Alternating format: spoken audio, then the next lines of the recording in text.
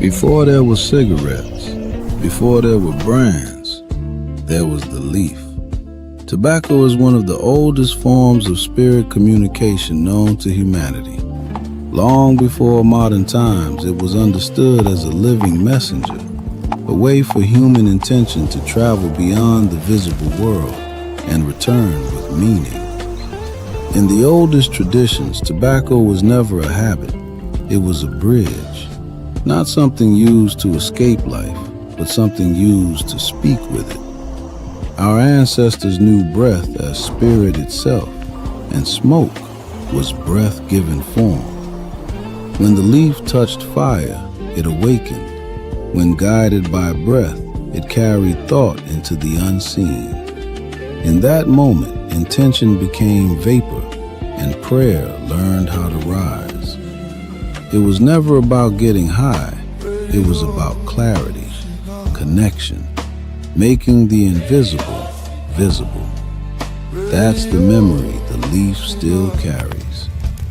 Radio Cigars. Radio Cigar. Radio Cigar. Radio Cigar.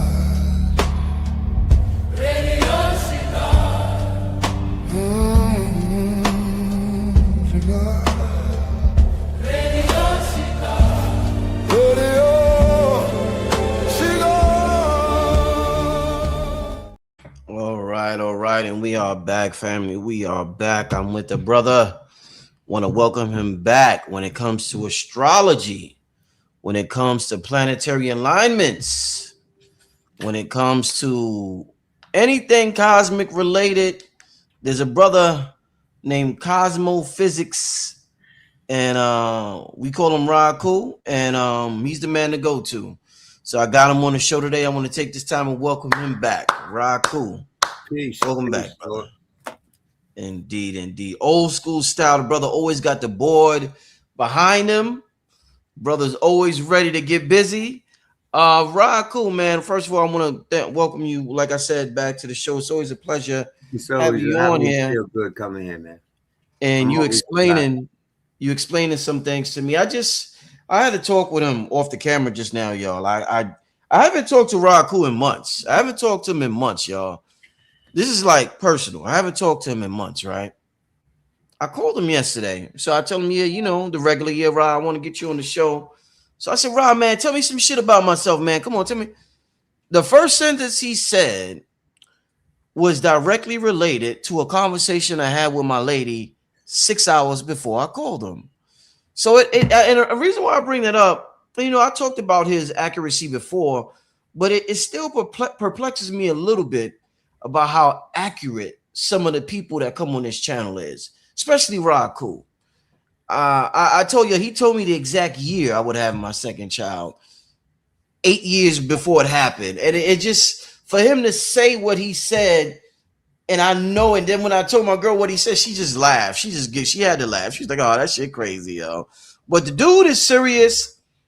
It's really an honor to have people like this within our presence, or people that we can have access to, family. This is the type of help that we really need, and that we be looking for, and that we can't find in the internet full of misinformation. So just wanted to give my brother his props, because it's like, it'd be like precise. He'd be like precise with this shit, man. So Akhu, welcome back, my brother. Listen, let me tell you what's going on today and why I wanted you on today, brother.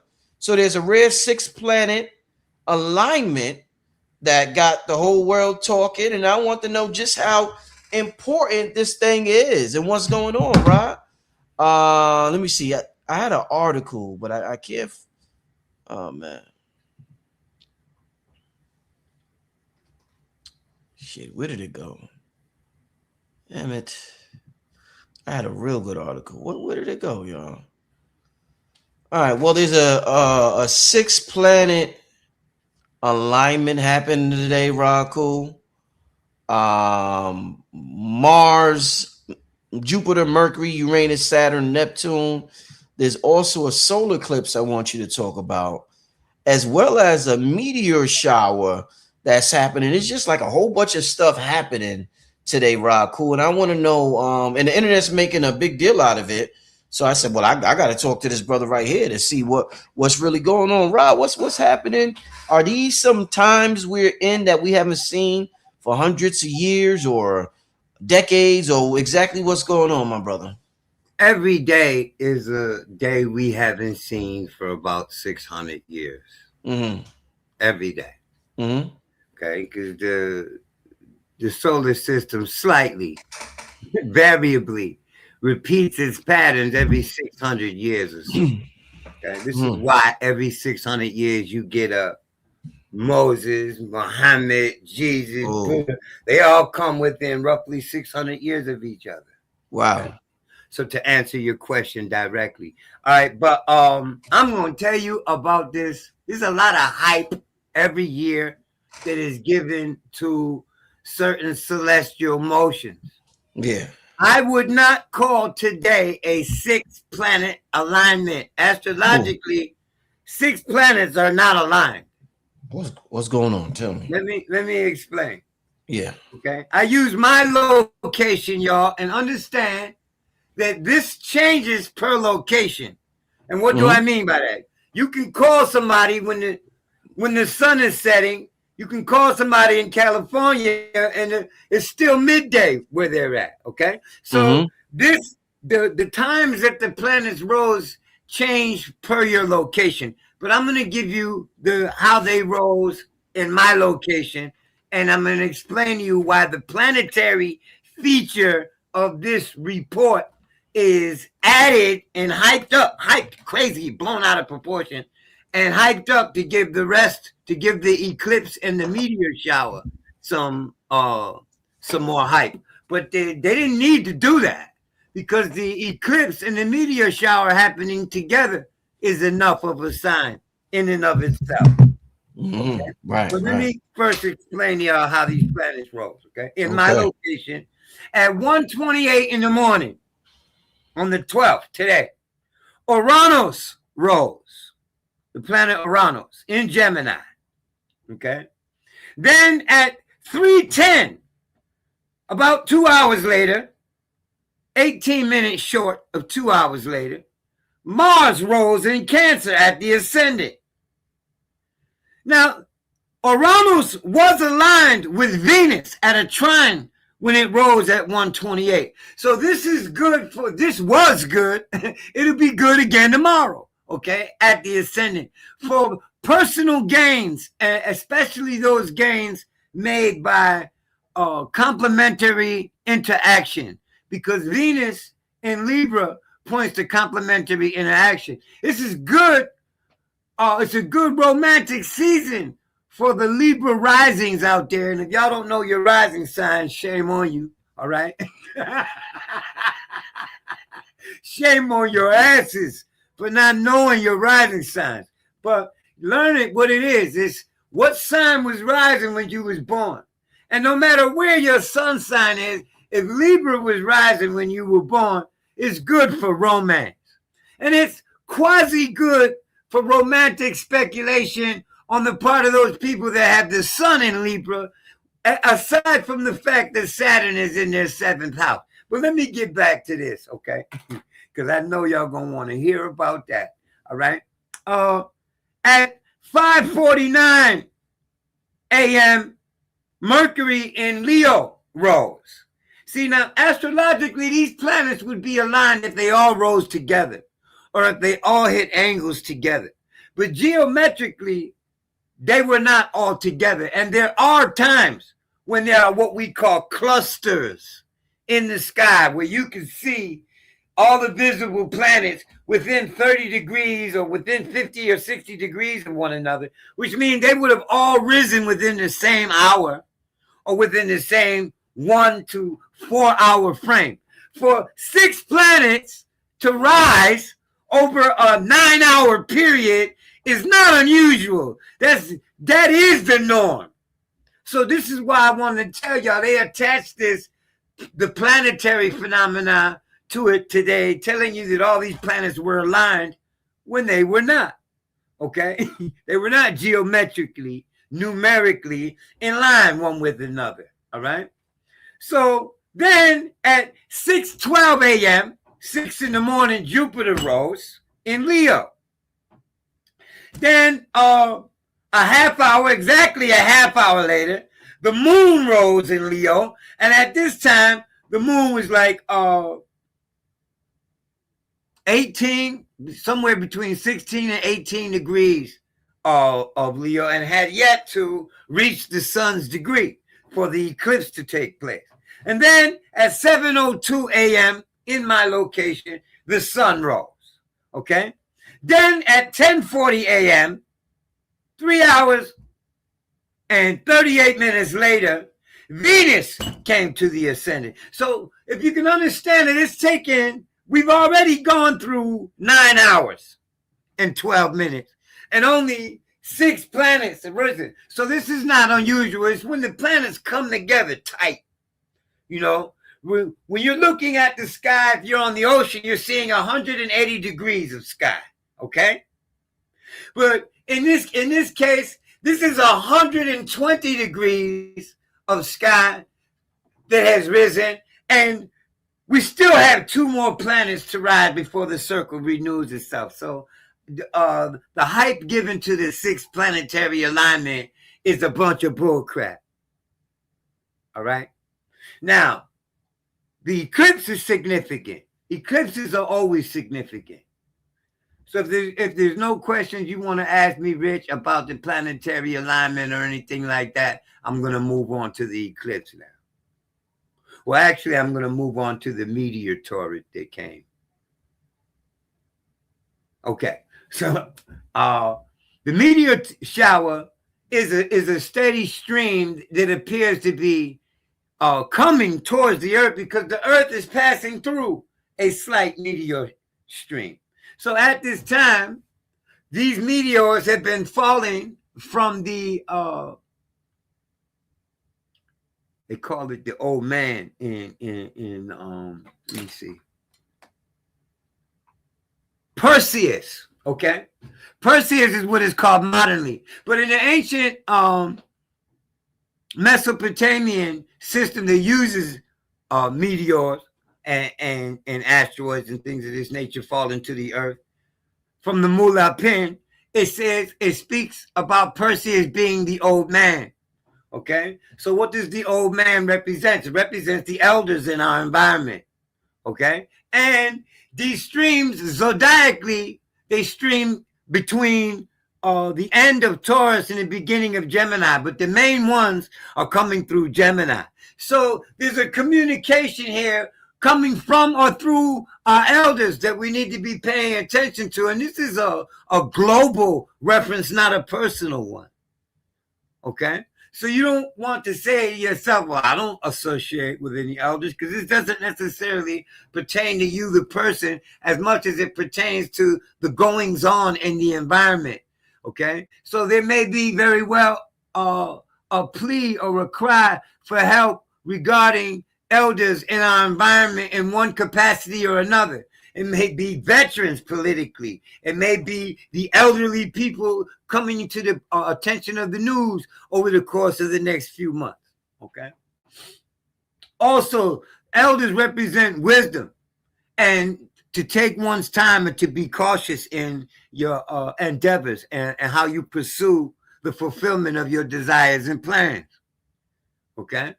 And we have to be mindful of the fact that the eclipse took place in the sign of Leo, which is at a sextile or 60-degree angle aspect to where these meteors are falling.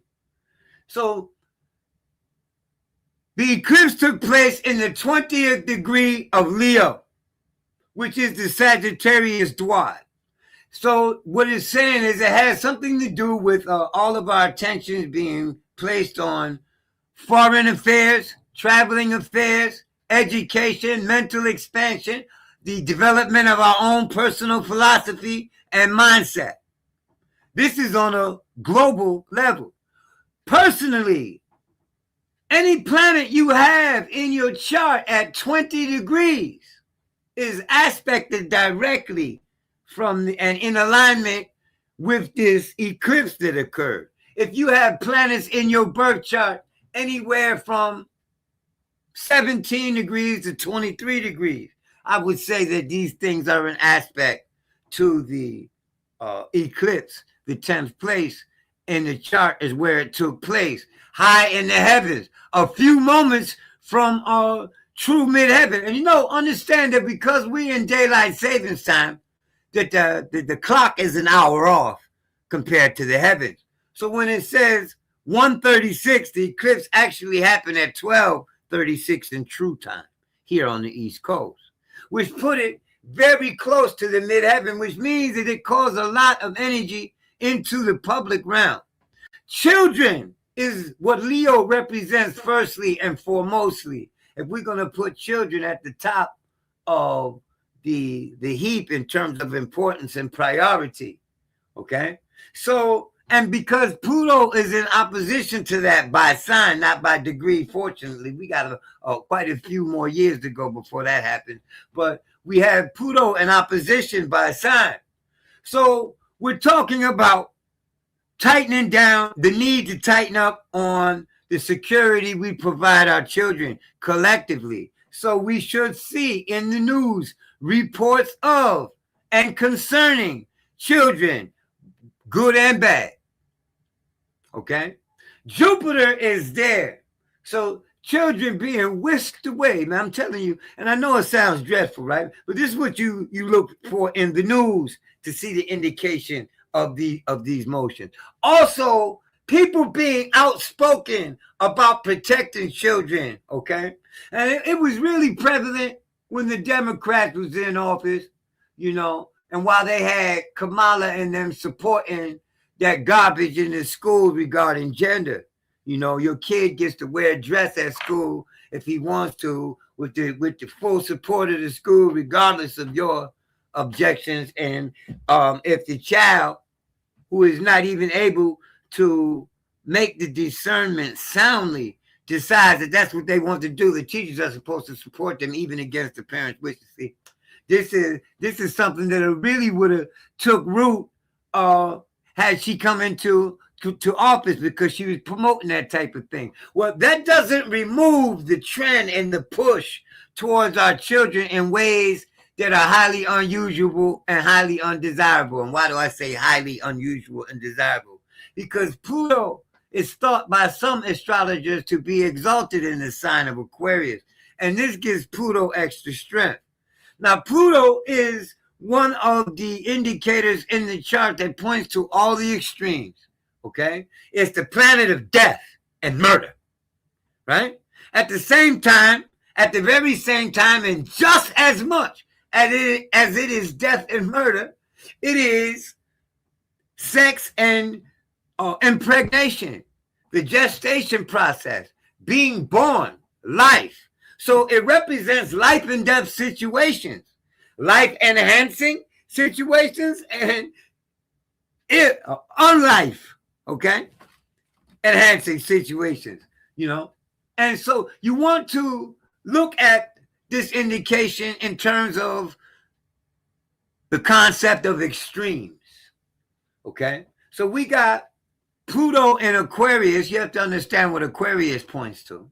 Aquarius points to the weird, weirdos, okay? The unusual, the uncanny, the unexpected, the unpredicted, the unanticipated. It points to sudden flashes of insight. It gives indication to the intuition in the human mental faculty, range. When you're thinking about the memory, your rationale, your conscience, and the Uranus and Aquarius point to your intuition.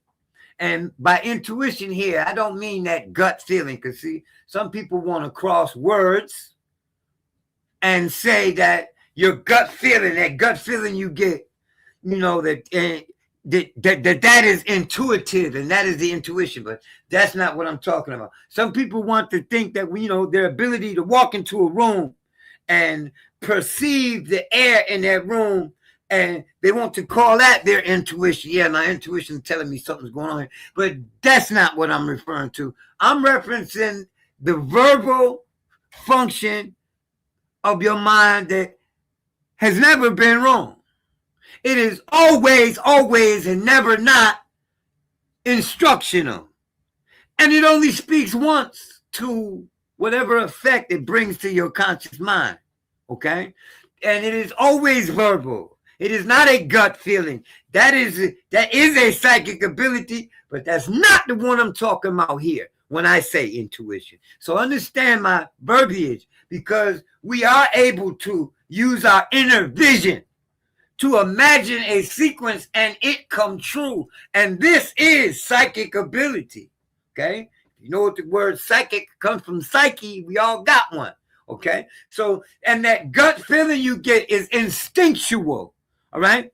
And when you can feel the funny vibe in the room, that is your imagination, your inner vision.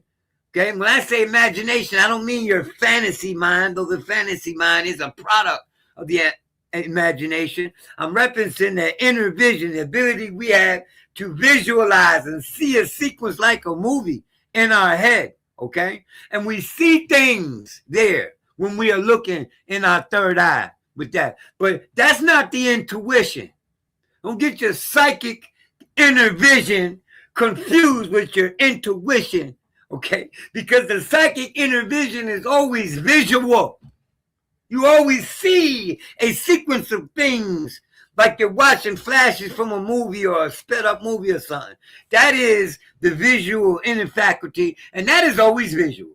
It is not verbal. It is always visual. So when you picture the bathroom, you say to yourself, I'm going to the bathroom. And in your mind, you picture that whole action happening in a split second. That's the faculty I'm referencing. The higher usage of that faculty is your psychic awareness, your ability to see remotely, to envision or imagine a sequence of events correctly. But that's not the intuition. The intuition is always verbal. It is the voice of the Most High in every living thing. It has never been wrong. It has never repeated itself to you. Because he only tells you once, and your rational mind is always the one that questions it. Okay? So we're talking about Pluto in that part of the human dynamic. So on a genius level, on a prophetic level, people are going to be coming through, but these are only those who are vibrating at a high frequency. You have to understand that common man is not vibrating very high. And the lowest of the common man is what I'm referencing when I talk about the weirdo, the unconventional, the outcast, the black sheep, the one who is estranged, the one who is, what is that word? Ostracized, okay? And this is what Aquarius points to on a low level. In the inner rim, it's association, hopes and wishes. In the middle part, when I say the inner rim, in the middle, between the highest and the lowest, is the most common manifestation. It's your sense of sociality, your need for group activity. And some people will say, yeah, I don't need no group. But nigga, you ain't growing the food on you that in your refrigerator.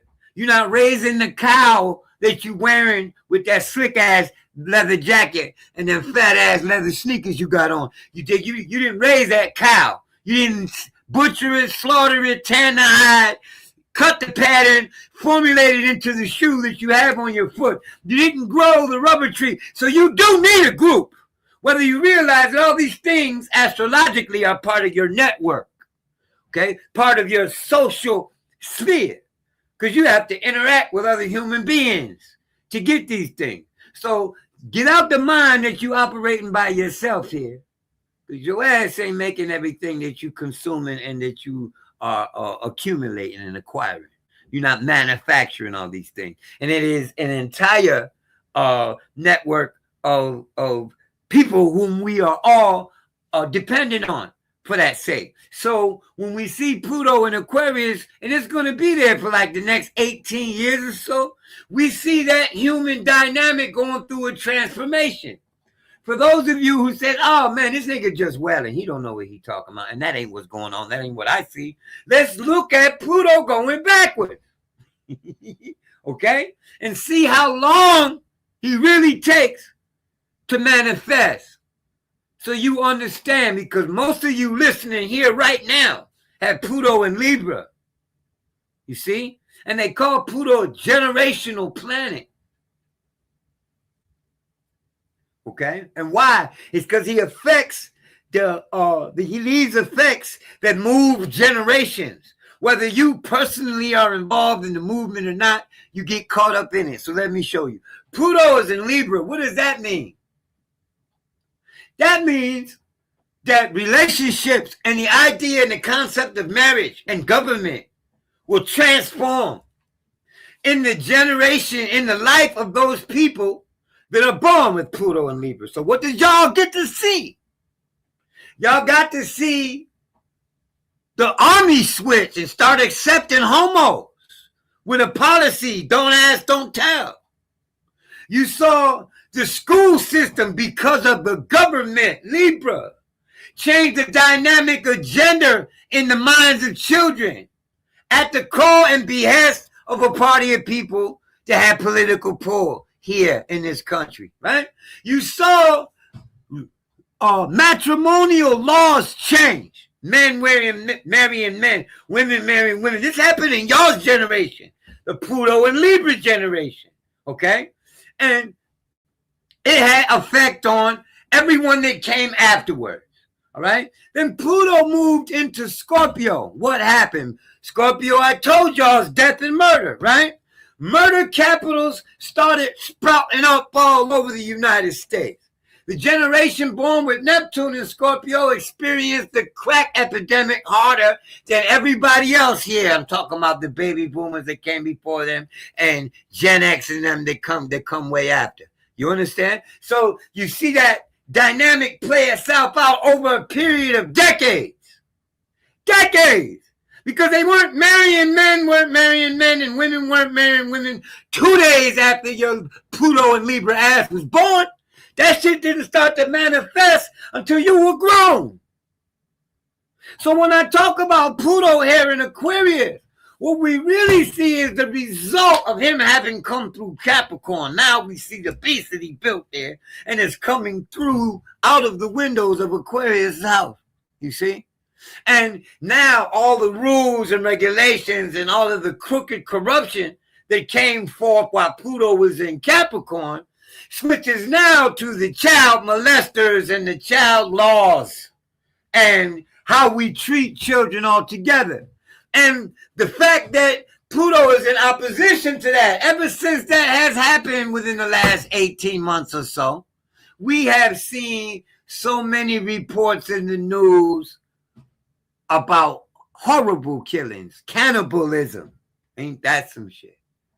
Cannibalism. People in New York was people in New York got caught with the human remains in their freezer.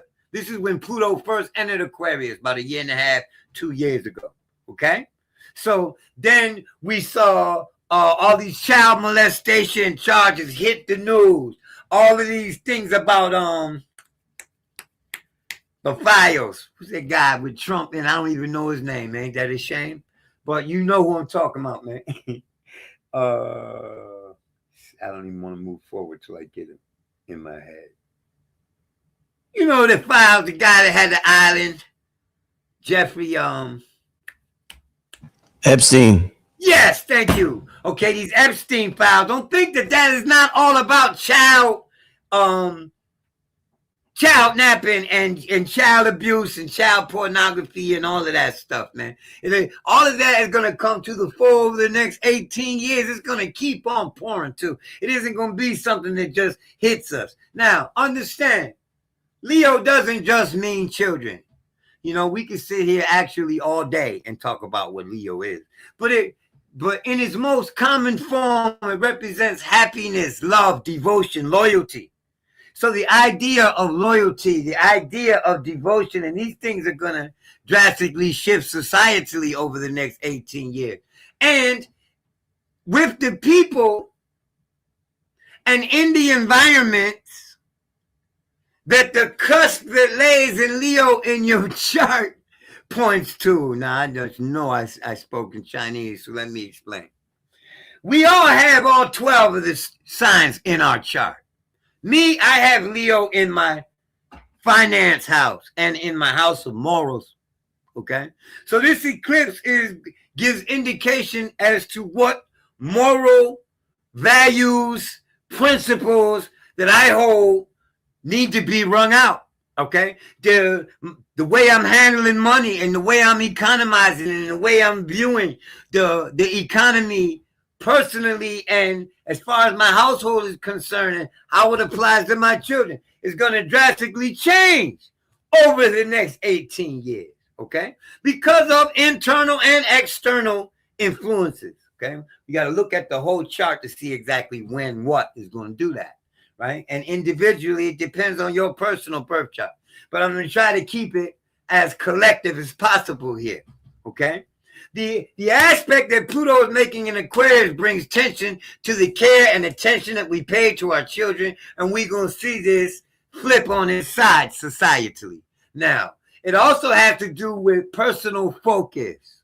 Okay? Leo is the house of the sun.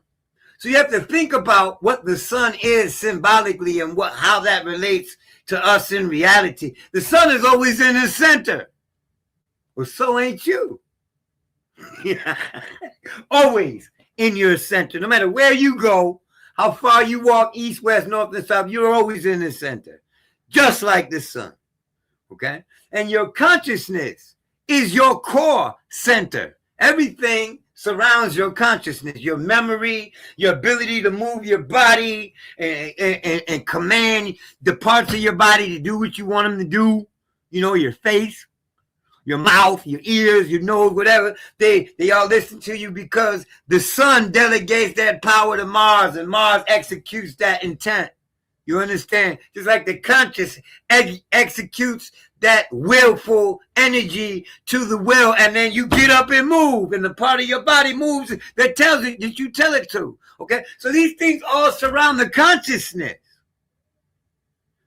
And the sun having an eclipse coming together with the moon. Now this is good and bad, so there's no such thing as good or bad here. It is what it is. Okay? The moon represents your subconscious, and the sun represents your conscious. And they come together and are in tune. Okay? Just like an eclipse, when you hone and refine yourself, you know you got to do that because little kids have no composure, which is the sun. Right? And they have no experience to be stored in their subconscious mind yet. Right? So yeah, as an adult, the sum of your experiences, good and bad, have been stored in the back of your mind to the point where some of the stuff you think you don't remember, but you're able to call up when the time need be. Okay? This is when you're vibing both on the subconscious and the conscious levels. And this is what the eclipse is representative of. Is that the soul and the spirit are in sync one with another. So we had the opportunity to sit down up under that eclipse and absorb that energy. But don't think it ain't still radiating. You see where I'm coming from? Family issues come to the core. Now, you would have to understand your own personal chart because this is the fourth place in the chart. You have the ascendant, the second house, the third house, and the fourth house, which is the bottom of the chart. That is the foundation of your home. Well, the moon is representative of domestic situations, and the sun represents your conscious self. So some type of attention and focus regarding recreation, entertainment, fun, creativity, involving the family or the home as the center is ideal because that is exactly what this eclipse points to. While the sun is in sextile aspect to Uranus, this eclipse was in sextile aspect, which is 60 degrees away from where the eclipse occurred in the sign that is 60 degrees, because it's not exactly 60 degrees.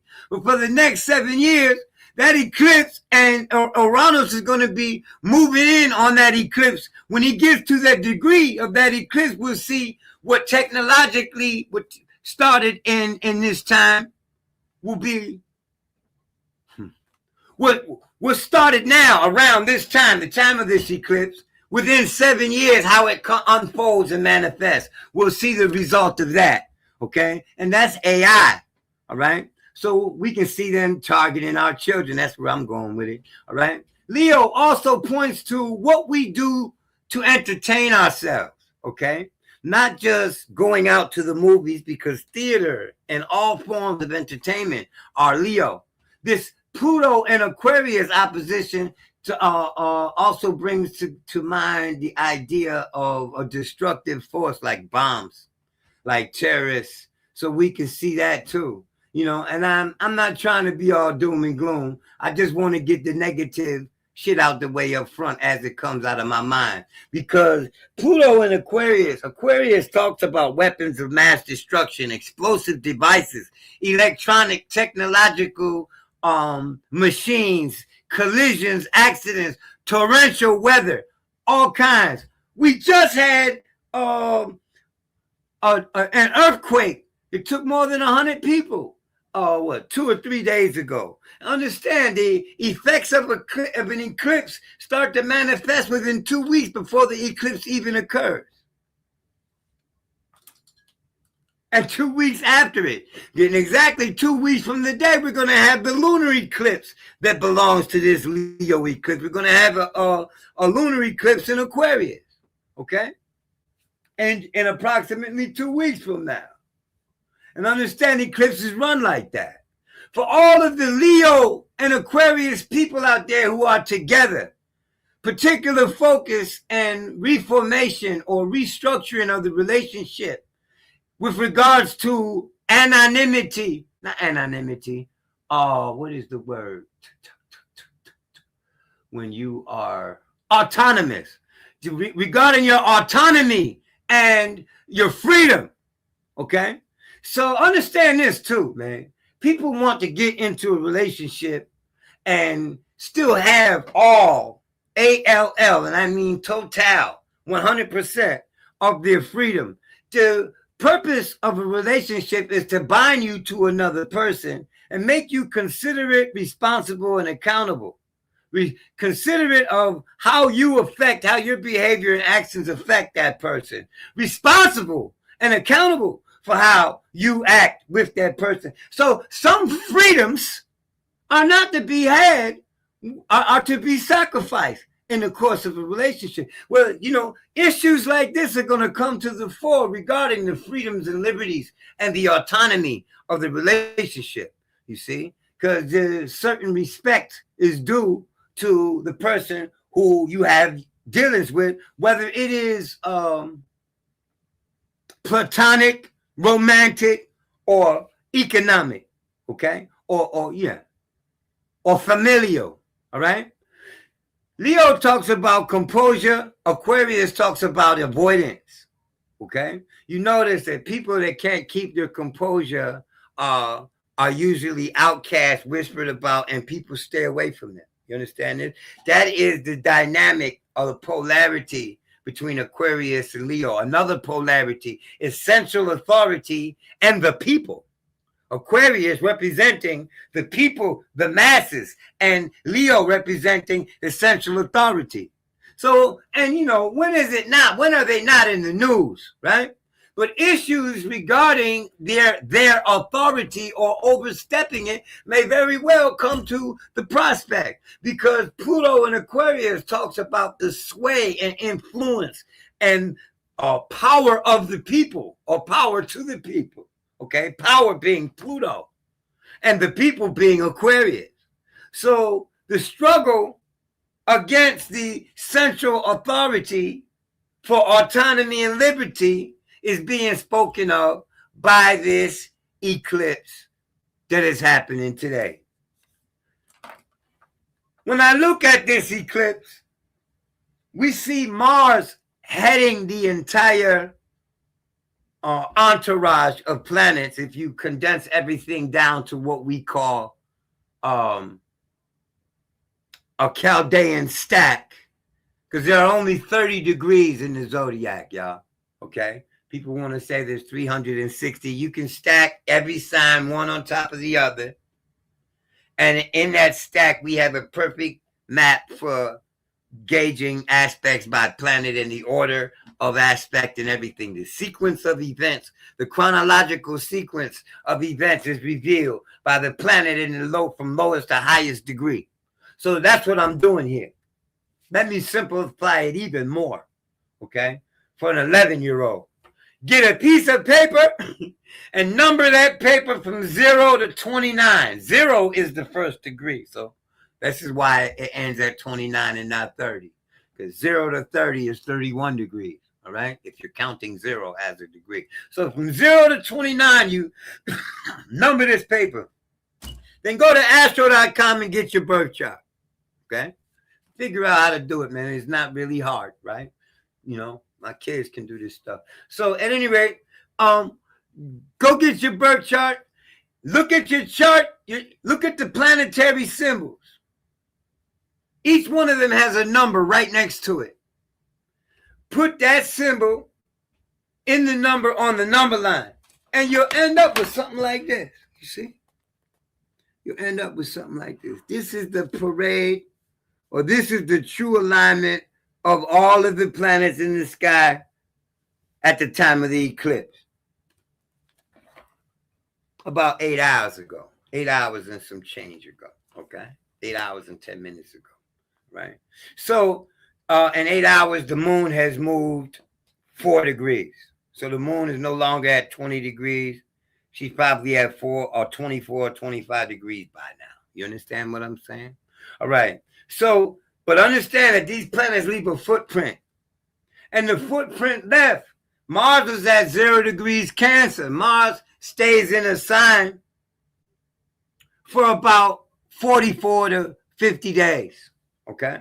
So Mars represents our personal energy and focus. It's in the sign of domesticity. Mars also falls in Cancer. So let me tell you what this means. We got energy and focus to pull at our grasp. Okay? Now I manifest some Mars because it's right there hanging there for you to grab onto. This is motivation, drive, okay? Determination, aim, and focus on a positive level. It's anger on a lower level, all right? It's fighting, it's competition, all right? But at its highest point, it's motivation, it's execution of your intent, okay? And it is one's ability to motivate and drive others too. Well, because it's in Cancer, this drive and energy is going to be directed towards domestic, feminine, female, places where food is prepared, okay?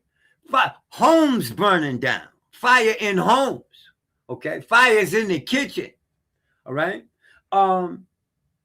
Assaults in the domestic realm. And you know, I meet a lot of people. I get to read a lot of people, man, right? Certain things are like 90% true all the time. And it's a rarity, and there's always some mitigating factor from keeping it from being like the rest of the 90% all the time. So what am I referencing here? People who have the moon in Aries or Mars in Cancer have experienced domestic violence in one form or another. From emotional abuse to the physical abuse is all considered domestic violence. Because, you know, if you subject a person to this, it makes them want to get away from you. You see? If you're cruel to a person in your household, they don't feel welcome, right? That energy is Mars and Cancer on a negative note. So we should look to the news to see someone's house burnt down, somebody's house caught on fire, assault on a woman, or women police officers. Why do I say that? Because Cancer is women most of the time. If it's not family or home or the mother, it's a woman most of the time. But it also deals with the concept of protecting. And how do women and home fit in the same box called Cancer, or the moon, right? With the same object, the moon. How are they the same? Well, women are the most protective of children. The mother is the first protector of the child. And our homes are protection against the elements. You know, the rain, the cold, the cold. When it's too hot, we go in the house. We got air conditioning. See, a shelter is nothing but a shield, a protection. Okay? So Cancer deals with defense and protecting. So think about that combination. Okay? The moon, and it points to Cancer. And the moon is just came from Cancer before it conjuncted the sun, which deals with children. Okay, and at the same time deals with the protection of women and children and the protection of the home. You see, so these things are going to come to the fore societally. The eclipses speak to the public as they speak to you personally. And wherever Leo is in your birth chart, but that depends on what time of day you were born. Okay? And all that bullshit, I can't stand Leos and all that. Leo here is not describing a person. It's describing an aspect of your being. See, Leo talks about your ability to compose yourself. It is your composure. It is your conscious mind. And what do I mean when I say your conscious mind? It is the mind that is operational when you wake up and get the fuck out of bed and start exercising shit with intent. Okay? That mind. Because the mind you have in your sleep is totally different than the mind you have when you're wide awake. I'll prove it to you. When you're dreaming, you're walking through the woods, you can see every leaf on every tree, every twig, every spick, every pebble, every rock, every crevice in the bark, you hear all the wind rustle. You do all that in your sleep. Now go ahead and make me a list right now of everything you would see if you walked through the woods. You're going to forget some shit. That list ain't going to be as long as the list you could write if you can go into your sleep state mind and envision an environment. Because we see every blade of grass in our sleep, and we don't see that shit in our conscious mind. We see the lawn. And you see, there's a difference. Yeah, we see the lawn. But in our dream, when we ain't using these eyes, we see every blade of grass we decide to look at, like the focus is crazy. So understand that when we talking about Leo and the sun, we talking about that part of the mind. The moon, on the other hand, is your instinct. It's your subconscious memories. And what the fuck is a subconscious memory? Well, let me give you a good example of one. In Spanish, they don't have a word, or I should say Mexican. In Mexican, they don't have a word for cold-blooded. To say cold-blooded killer. They don't have a term for cold-bloodedness. So what they say is they call a cold-blooded murderer a motherless killer. Motherless. That comes from a child who was neglected by his mother. He grows up to be cold and callous because he never knew the warmth and affectionate touch that every human being is required to have to psychologically grow up normal. Right? So therefore, because this person never felt the caress, the touch of the day, they know nothing about being affectionate towards another. So this is give me a second. Astrologically, we don't have the terms to say what we do normally in language. We have to invent the language and convey the idea the best we can. So when we think about Leo, we're thinking about our wake state mind. We're thinking about our conscious decisions. We're thinking about the part of us that suppresses certain actions. Like, let's say you're in court. right? You see somebody do something, something funny, you're not gonna bust out loud and laughing because you're considered out of order. Okay, that the ability to suppress your laughter in that situation and remain focused and professional, right, is your composure. Okay, so the eclipse happening in Leo calls attention to the human composure and the lack thereof, because you cannot bring a thing up and eliminate from it all of the potential that comes with it. So what do I mean when I say this? It's like I can't bring up the sun and talk about all the good things it represents without talking about the negative things, just because the negative things make people feel uneasy.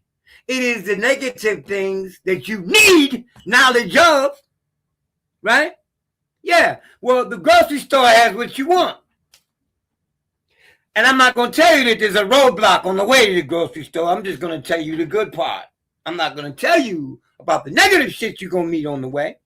You see? So now when you go around the corner to go to the grocery store and you run into them cops and they pull you up out their car, then you ignore the factor. Had you known that there was a roadblock there, you'd have took your ass around the other way. You see? So this is the purpose for astrology. Okay, you can't change the reality. You can change the way you treat it. Let me go further. This eclipse did see one transfer in the course of this day, an alignment transfer. Venus and Mercury were both in the 3rd degree at the time of the eclipse.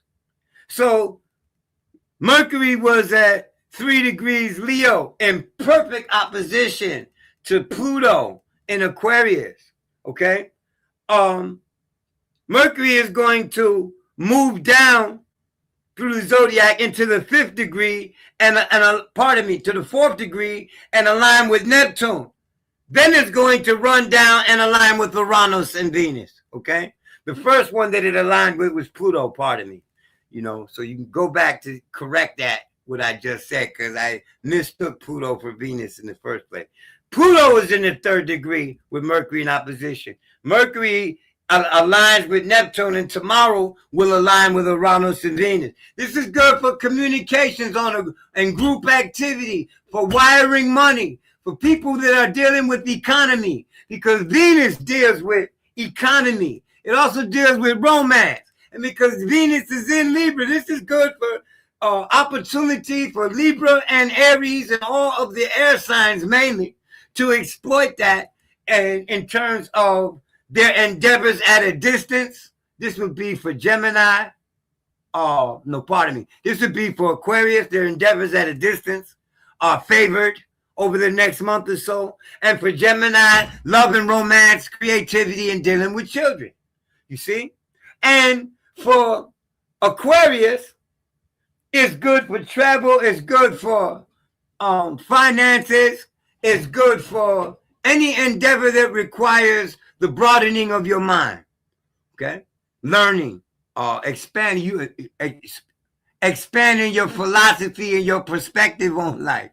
Opportunity to do that will come more in this month than any other month until Venus gets all the way back around there again, or aspects your 9th ruler or Jupiter in your chart. For those who understand me, you know, that's who this is. That's who that was for.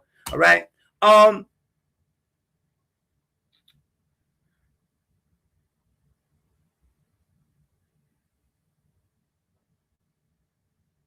I don't know what else to say about that. Any questions?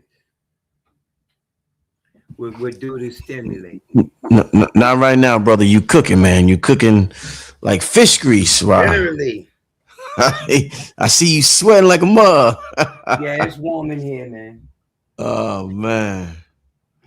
Shout out to Akhu. He's King Simon is leaving the brother's information in the chat.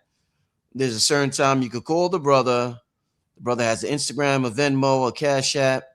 So yeah, that's the brother's information. But yeah, go ahead, brother. Well, you know, I can elaborate more on what Leo represents, okay, in the human constitution and in society and around us, okay?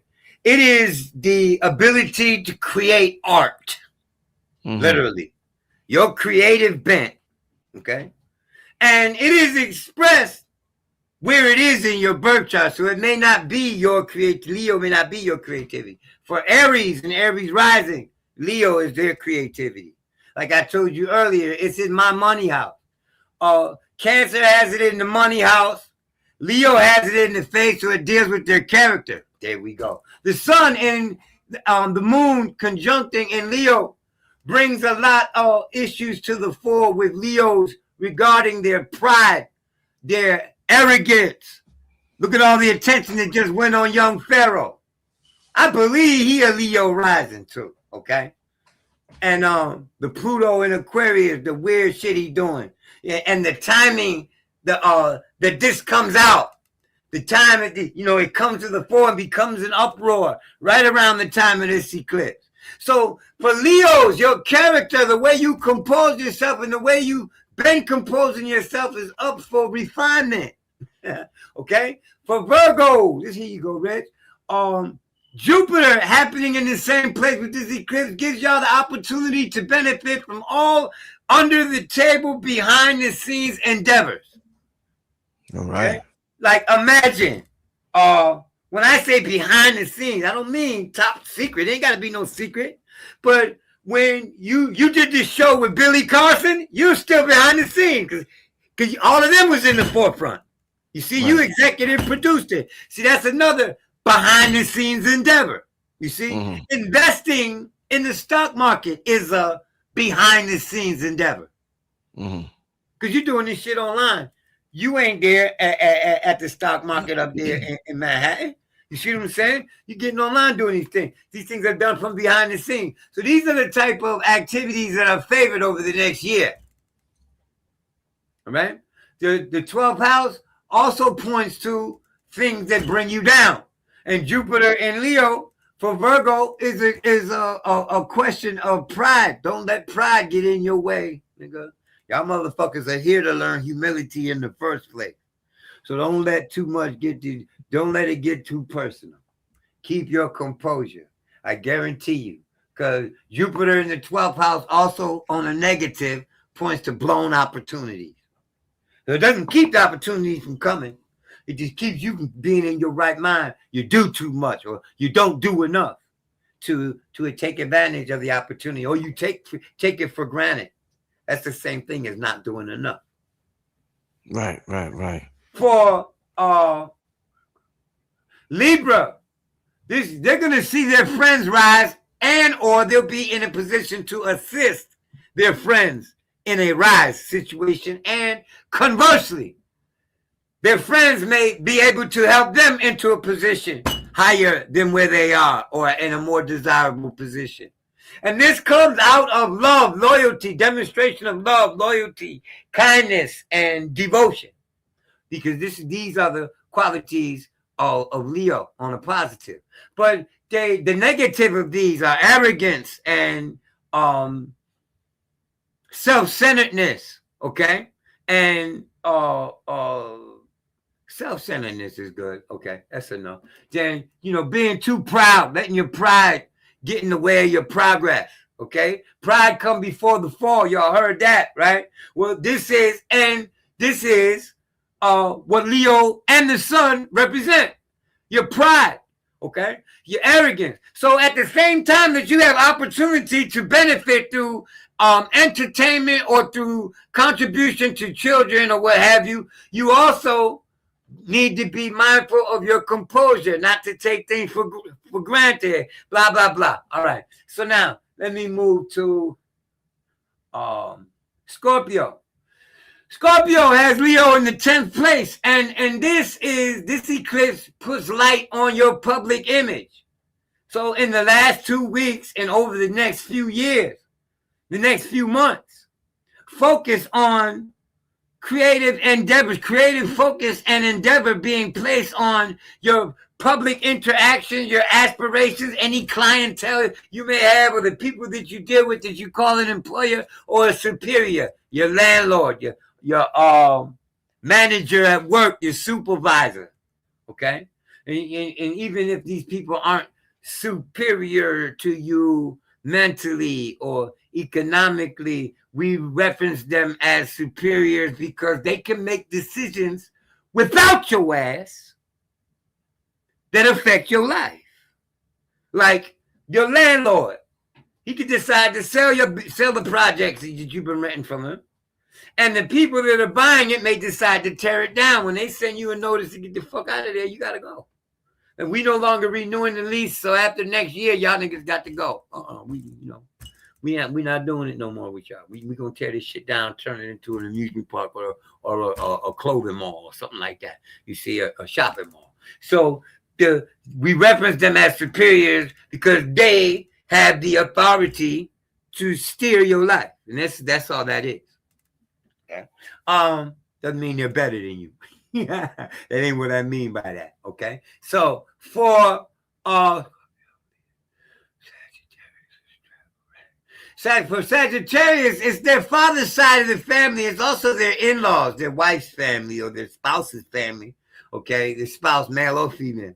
All right, and it represents the mobility. So your car break down, your car needs attention, or your car broke down last week and this week, for over the next few months, your mobility is severely affected by that. You want to travel, okay? Apart from that, you want to travel, because it doesn't have to be the cars. It deals with long distance, and because cars are used for long distance travel, they are a factor. But things that you are trying to achieve, they're at a distance from you, are going to need your attention and focus. You're going to have to come up with something innovative, something influentially innovative and effective, okay? And you're going to have to speak up. You're going to have to broadcast.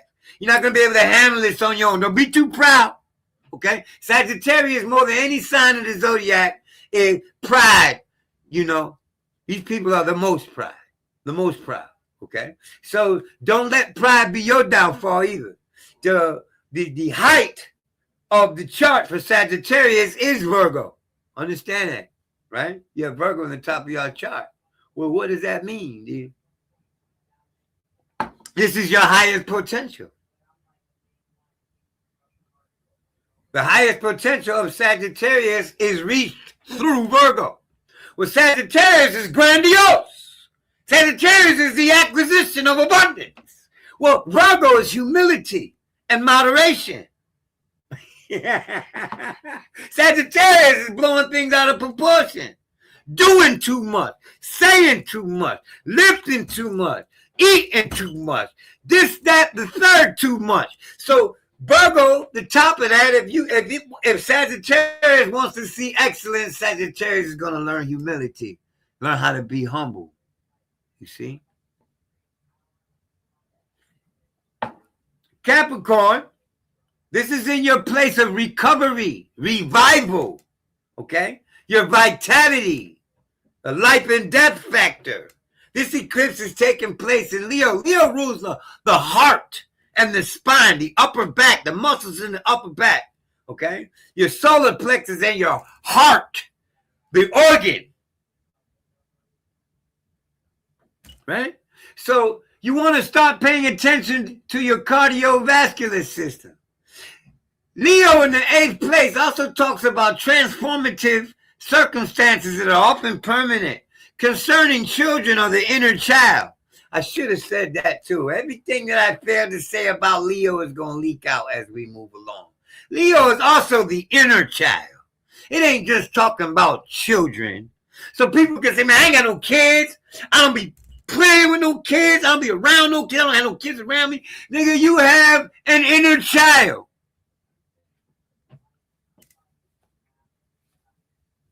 You deal with the urge to do childish shit. You still enjoy activities that you enjoyed as a child. You see? So the child factor is unerasable. A sense of happiness and glee. Whenever you laugh, wholeheartedly and sincerely, you activating the inner child. You don't get that? For all of y'all that think you're too old to be kids, I'm 60 years old going on 11 in this motherfucker. Okay? So get in touch with your creativity. Now, your creativity ain't got nothing to do with art, with paint brushes, chalk, and pencils. Your creativity may come in the business place. You are able to create business. You are able to generate revenue. That is your fucking talent. That is your creativity. Then do that. Okay? But engage and put focus on your inner child. Don't lose contact with your inner child, or you're going to find yourself in situations where that's going to be required. You see? And especially from where you find Leo in your birth chart. So Sagittarius has it on the 9th place. Capricorn has it in the 8th. Aquarius has it in the 7th. For Aquarius, for the last 2 years or so, because it doesn't hit everybody all at once, right? You've been under highly transformative circumstances. Your idea of friends and friendship, people that were close to you have separated from you. Your idea of friends and friendship is transforming. You used to think that this was the type of friend you needed. Now you're starting to believe that this type of person is the type of friend is what I'm talking about. Your values regarding sociality, your willingness to engage is going to fluctuate drastically over the next 18 years. Up and down, up and down, up and down. It ain't going to be like it was for the however old you are before the 2 years ago. Okay? It ain't going to be like that. Things are going to change. Your dynamic is going to change. Your priorities are going to change because of this. All right? Pluto opposed the sun talks about willful opposition to things. You may be called to speak out, but the crowd don't like it. Don't let the crowd keep you from being righteous, boy. Okay? Don't let the crowd keep you from doing what you know is right. Fuck what they think. Okay? Like, really. Because this Sun-Pluto opposition is a power struggle between the central authority and those that represent the people. So we're going to see that play out in the political arena. How personally does it manifest? For Pisces, Aquarius is your 12th house and Leo is your 6th. So it is the proper execution of the work-rest factor.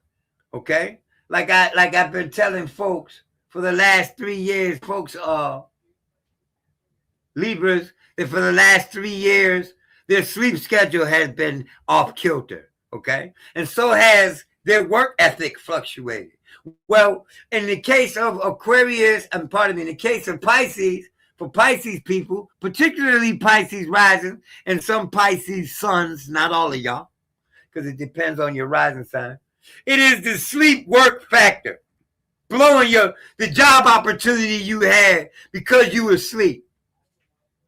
You know you were supposed to be at that appointment, but you partied the night before and overslept the next day, so you don't miss this appointment. You got to reschedule. All of these types of inconveniences need tightening up. Your value of sleep work is going to change too. Well, how could that be? I'm happy with my job. Well, it may very well be that you hit the lotto. Now that you don't value that job because you just hit the lotto for $3 million. They can kiss your ass at work. Okay? So you look at your present circumstances, understand I'm speaking to a process that regarding the eclipse is going to last for the next 2.5 to 3 years.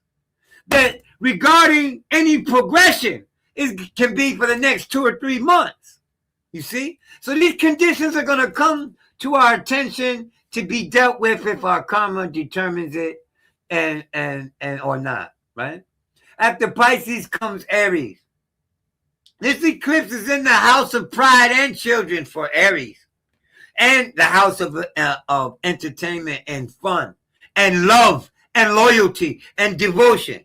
And because Pluto is in opposition here, I do believe that those Aries who are using their social activity as an excuse to avoid activities with their partner, using their friend circle to get away from their partner, or telling their partner that they're engaging in friends and they really ain't because it's a question of loyalty going on here. Know that your partner already suspects your ass. All right? Yeah. Pluto is in Aquarius. Okay? Especially because you're using your friends and your social network or your networking as an excuse not to engage in either their desire, your obligation, or whatever the situation that pulls that out is concerning your relationship. I hope I'm speaking with clarity here, you know. Indeed, yep. Okay, for the Taurus, Leo, it rules your fourth house, and the fourth house is your domestic situation, your mother's side of the family, mothering, whether you are a woman or not. You know, you got to mother people sometimes, right? Yeah, you dig? So protect people, nourish, nurture, and provide for people sometimes. Okay, it ain't always involving money either. All right, but this situation is domestic, your own personal home. Okay, it has to do with you entertaining in your home, or children coming to your home, or you getting in contact with your inner child within your home. Like, you know, a nigga will buy himself a pool table. That changes the domestic dynamic severely. Because now your ass ain't in the living room watching TV or Netflix. You in the fucking den shooting pool. You see? And it has to do with your education. So understand the change, fluctuation and your pursuit of entertainment is going to affect your domestic dynamic. And that's all the way across the border anyway, conceptually, you know, for good and for bad. It depends. You know, you grown ass, if you're watching this show, I assume you're a grown ass human being. And certain things ain't got to be explained to you. All right. Taurus, Gemini. Did I start with Gemini? Cancer. Yeah. Where did I start from? I started with Cancer. So let me go. Right. Okay. Gemini, you have this in the place of communication, mindset, mentality, and the way you express yourself verbally, the way you accumulate information and process it. It also points to your youngers, your besties, the people that look up to you, whether you look up to them or not, right? The people that look up to you. So you're going to see turbulence as well as benefit, because it depends on the aspect that the eclipse is making as to whether it gives indication of trying times or desirable times. Okay? Now, I think I touched everybody. I went around the whole wheel. Wow. Oh, man, Rod, that was thorough. And if you feel, somebody out there going to feel like they didn't get touched enough. So you can call me at 516-881-6992 between 1 p.m. and 7 p.m. Eastern Standard Time strictly, and get a 5-minute sample and then decide if you want to get more. I want to also tell y'all that there was a famous Caucasian astrologer who blundered this week on the Ricky Williams show and used the word nigger. Okay, so there's a movement. There's been movement in the astrological community as to the racism in the astrological communities, is what I should have said. Well, we did a talk on that on Spiritual Gangster Certified right here on YouTube. So go out there and make sure you see that. Okay, and follow Janae and follow Jovi Saturn. Okay. Subtract, look up Jovi Saturn's Substack Eclipse article, okay? Because she also, my wife, she wrote an article on this eclipse that is very insightful if you're trying to gain more insight of the matter, okay? And that's the end of my announcement. Yeah, what do you think about the racism in the astrological community? Well, this is what propelled and motivated me to start my own brand of astrology and to start my own school. Yeah. Because number one, see, this is the reality of it. What people see in the media, they see people, white people, outspoken against racism, and people addressing it, and people getting canceled for it, and it ain't budged a fucking bit, in my opinion, since I was a tiny little tyke. They are just as racist as they always been. There are always a few white people that's cool, but the majority of the white people out there are racist as fuck. Now, who don't like what I said? And so in the astrological community, it is racist as hell. You dig? You get all kinds of racism, man. Passive, aggressive, outright, especially online, because them cowards know how the treatment that's going to get put on them for doing that shit face to face. So they do it online where they can really get away with it.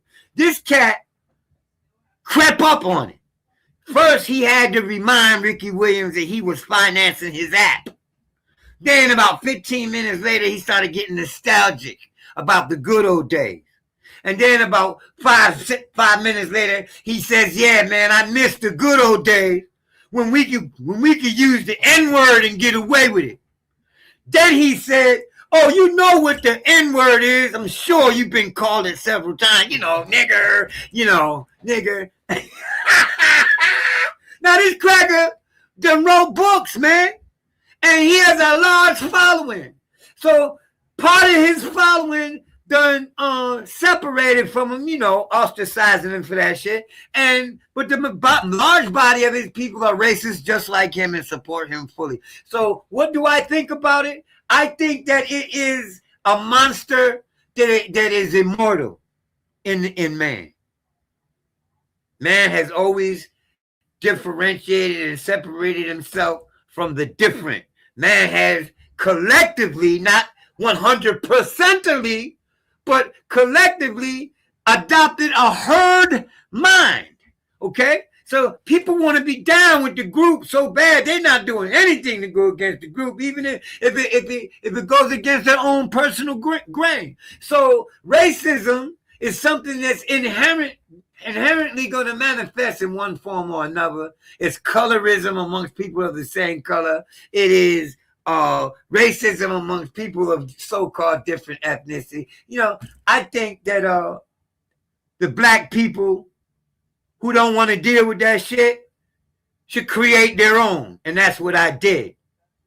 And that's what I've been doing for the last 25 years. Right. Now, what's deep is I got a lot of white students, man. You see what I'm saying? More white students than black students. So, but none of my students are racist as far as I can tell. Yeah, they be cool. The white dudes that watch us, they cool. They cool as shit, man. They real cool. People that are cool.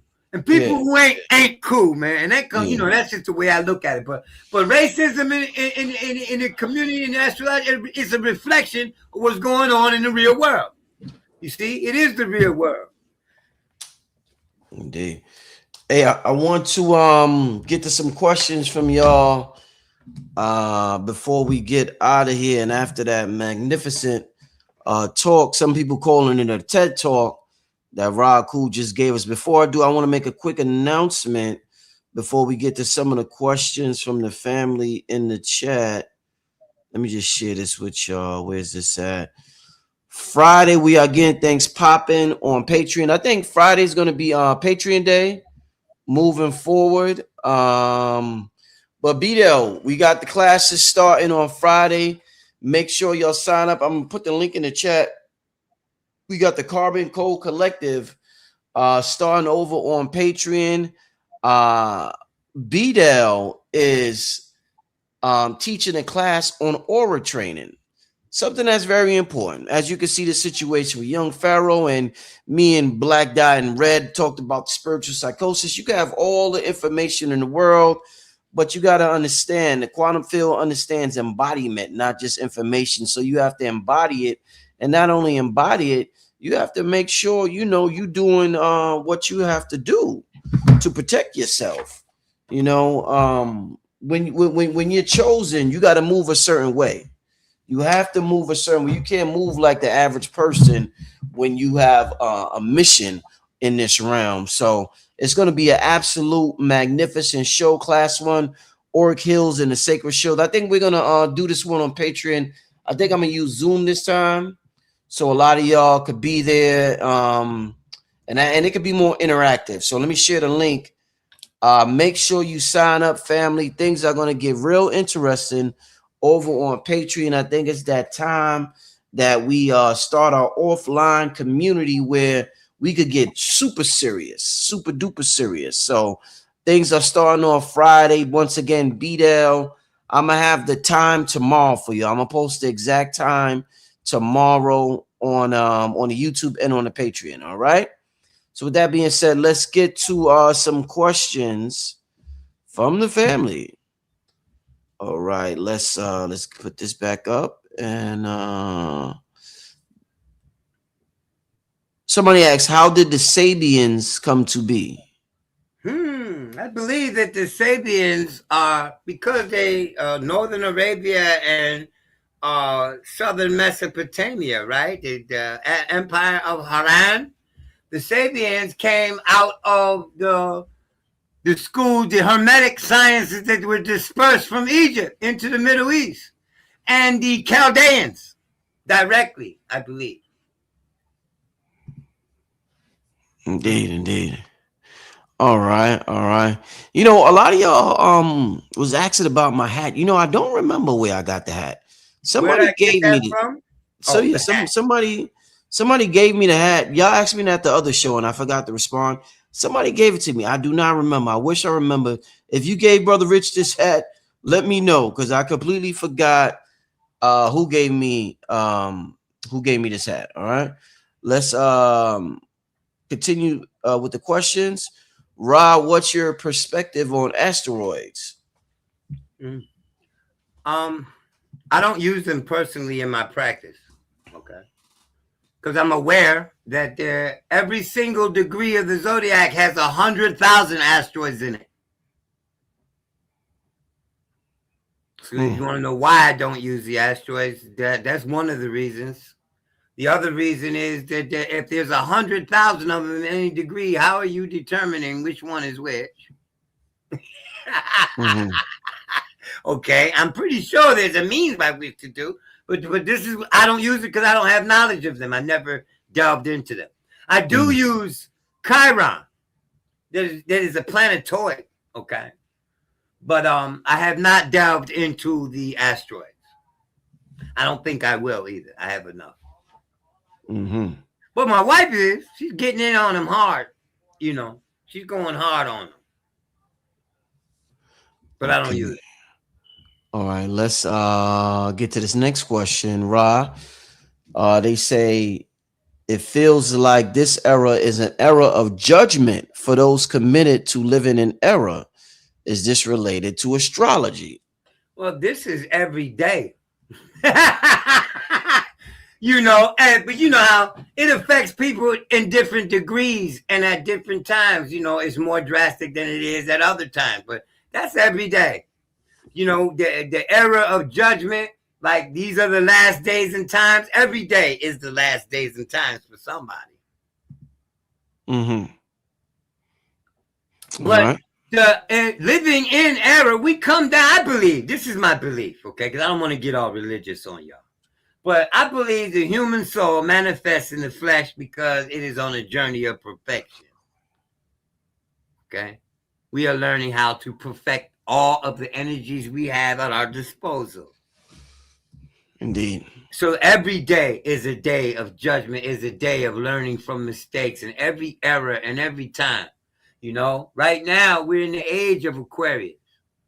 And so we're going to learn the error of technology and the benefit of technology. You see, judgment going to come from the mistakes that are made, and reward is going to be granted because of the advancement. Right. Yeah. Indeed. All right. They want to know, does the eclipse affect the Schumann resonance? See, I don't know. See, I don't even know if the planets affect anything. You know, I believe they do. So, but this is my belief. And the Schumann resonance, I believe all resonances, all vibratory frequencies are orchestrated as such to produce this synthesis, the synthesis we call reality. That on every single level of frequency can exist, that it does, and that one wave passes through the other without disturbing. So I don't know if it disturbs the Schumann or affects the Schumann resonance. I theorize that the planets, that their electromagnetism fluctuates and causes the sun's electromagnetism to fluctuate, and thus our thoughts and our emotions and reality. All right, but to keep it strictly to where I can prove, the planets concur. They concur with action here. It's like stirring a soup, right? The middle of the soup is spinning, and so is the edge. And you don't really have to focus on the edge of the soup. If you're looking at the middle, you can tell if you know what's aligned with what, right? So this is what astrology is the planets spinning ain't the cause. They're part of what's going on, the cause. I mean, they're a part of the effect. They just give us indication as to what effects are being made. You see what I'm saying? Definitely. Yeah, so I can't answer that with any determined yes or no. I can't answer that like to that effect. All right, let's get to this next. We're gonna do about 4 more questions. October, I don't know enough, babe. Today. Let's see. You make me go up on the Schumann resonance, though. Yeah, they want to know, Ra, can you expound on the 29 degree, the ascendant to be exact? Okay, if you're referencing what I said earlier, the 0 to 29, this is a meter, because every sign in the zodiac goes from 0 to 29 degrees, and then it starts back over with 0. And, so it's 0 to 29 Aries, and it goes from 0 to 29 Taurus, and from 0 to 29. So you make that 29 degree number line, and you put your planets at their appropriate number, so you can see the order of aspect, the chronological order of manifestation regarding the events of your life.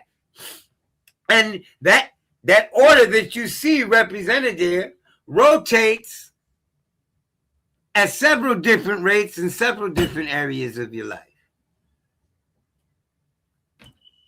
So if that's what you meant by the 29 degrees there, if you're referencing the critical degrees in astrology, I don't believe in that. I don't believe that a planet waits until it gets at the very end of the sign to start acting crazy or unusually. I don't believe that. I think that it's like a lit candle, and it just stays lit the whole time. Mars remains Mars no matter what degree he's in, from the 1st to the 15th to the 29th. You see? So at any rate, the ascendant is the degree that the rising that sits in the rising sign. In other words, a rising sign is 30 degrees. The ascendant is which degree is the place where the degree that counts sits. Because every degree in that sign doesn't have the impact that the degree that holds the ascendant is. And the ascendant is that line, the horizon, at due east from your position anywhere on the planet Earth. The ascendant is where the sky is rising in the east. Due east, D-U-E. Okay, not a little bit south or a little bit north, but due east of whatever position you are on the planet is the ascendant. And in the chart, the ascendant is identified as the first cusp. It is also the numerical degree of the rising sign that is your rising. Okay, so when you say to me, "What is my ascendant?" I can't say Cancer, because Cancer is the sign that's rising. My ascendant is 24 degrees Cancer. The ascendant, delineationally represents your personality, your person, your avatar. Like when people say, me, I like this, I don't like that, I want to have this, I want to be like that, I appreciate this is my favorite song, this is my girl, this is me, this is mine, this is... You're talking about the ascendant. So you are your rising sign, really. If you want to identify as a sign of the zodiac, people identify with their birthday sign. Oh, I'm a Scorpio because I was born October the 30th. No, I'm a Cancer. I have the sun in Scorpio. See, but this is my style of astrology. You got sun sign astrology that focuses on the sun sign. You know, but I haven't met an astrologer that could predict to the day using the sun sign apart from the ascendant sign. I ain't seen that done. I need to see that before I believe that sun sign astrology has as much merit, Mr. Merit, as ascendant sign astrology. Indeed. All right. Rod, they want to know what's the minimum deposit required for a reading and how long does it usually take to get the completed results? I do the reading person to person on Microsoft Teams. And my intention is to give you 3 hours. Sometimes I get involved into the reading and I'm there for a little longer than 3 hours. Okay? My intention is to record your reading for 3 hours. What do I do in that reading? I read your natal promise, what the Most High promised your ass. And no amount of meditation or positive thought is going to escape you from it either. And I take pleasure in giving it to y'all. Okay? So you can understand where you are in the universe. Then we look at your purpose on this planet. And most people, their response is, I do that all the time anyway. I'm like, yeah, well, that's what you really came here for, whether you realize it or not. That's what your soul wanted to do the most. Okay? And then we look at what we call your life rhythm cycle. The order and chronology of all that I read before. I give you a 30-day sample of it. Why only 30 days? Because it takes me an hour to fucking compute 30 days for you. Okay? You want to sit me down for more than 1 hour, we can raise the price of my time. But at any rate, this is why I don't do a year, because that would take me 12 hours. And then it takes me an hour to compute and explain to you. Never mind the part of reading the chart. So this is another reason why I record the reading. I give you 30 days after the reading. I don't know of any astrologer on the planet that does this. You get 30 days after the reading for follow-up if you get the $500 reading. Why? Because when you listen to the reading, you're going to hear shit you didn't pay attention to during the reading. And you're going to want to address it.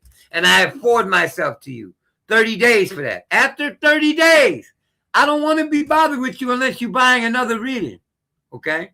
So you don't think that's nice or I ain't the right type of nigga because of that, then don't do it. I'm just telling you, after 30 days, you can't bug me about that reading. I give you 30 days to bug me about it. And really, the 30 days is so that I can tell all of y'all, any of y'all, I told you so. Okay? That 30 days is there for me to say, well, I told you. Okay, but anyway, it's also there for you to learn your life rhythm cycle. People don't really know how important it is. But you know, let me give you an example of it. There are 10 of these gauges. And this is just one of them. All right? Your vitality.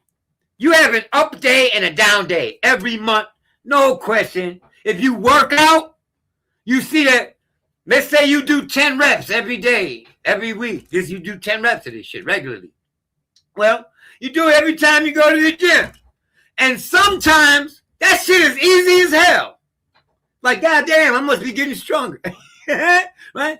2 weeks later, almost 2 weeks later, you have a down day where you try to do the same number of reps. It ain't as easy. Well, you can still do it, but it ain't as easy as it was 2 weeks ago.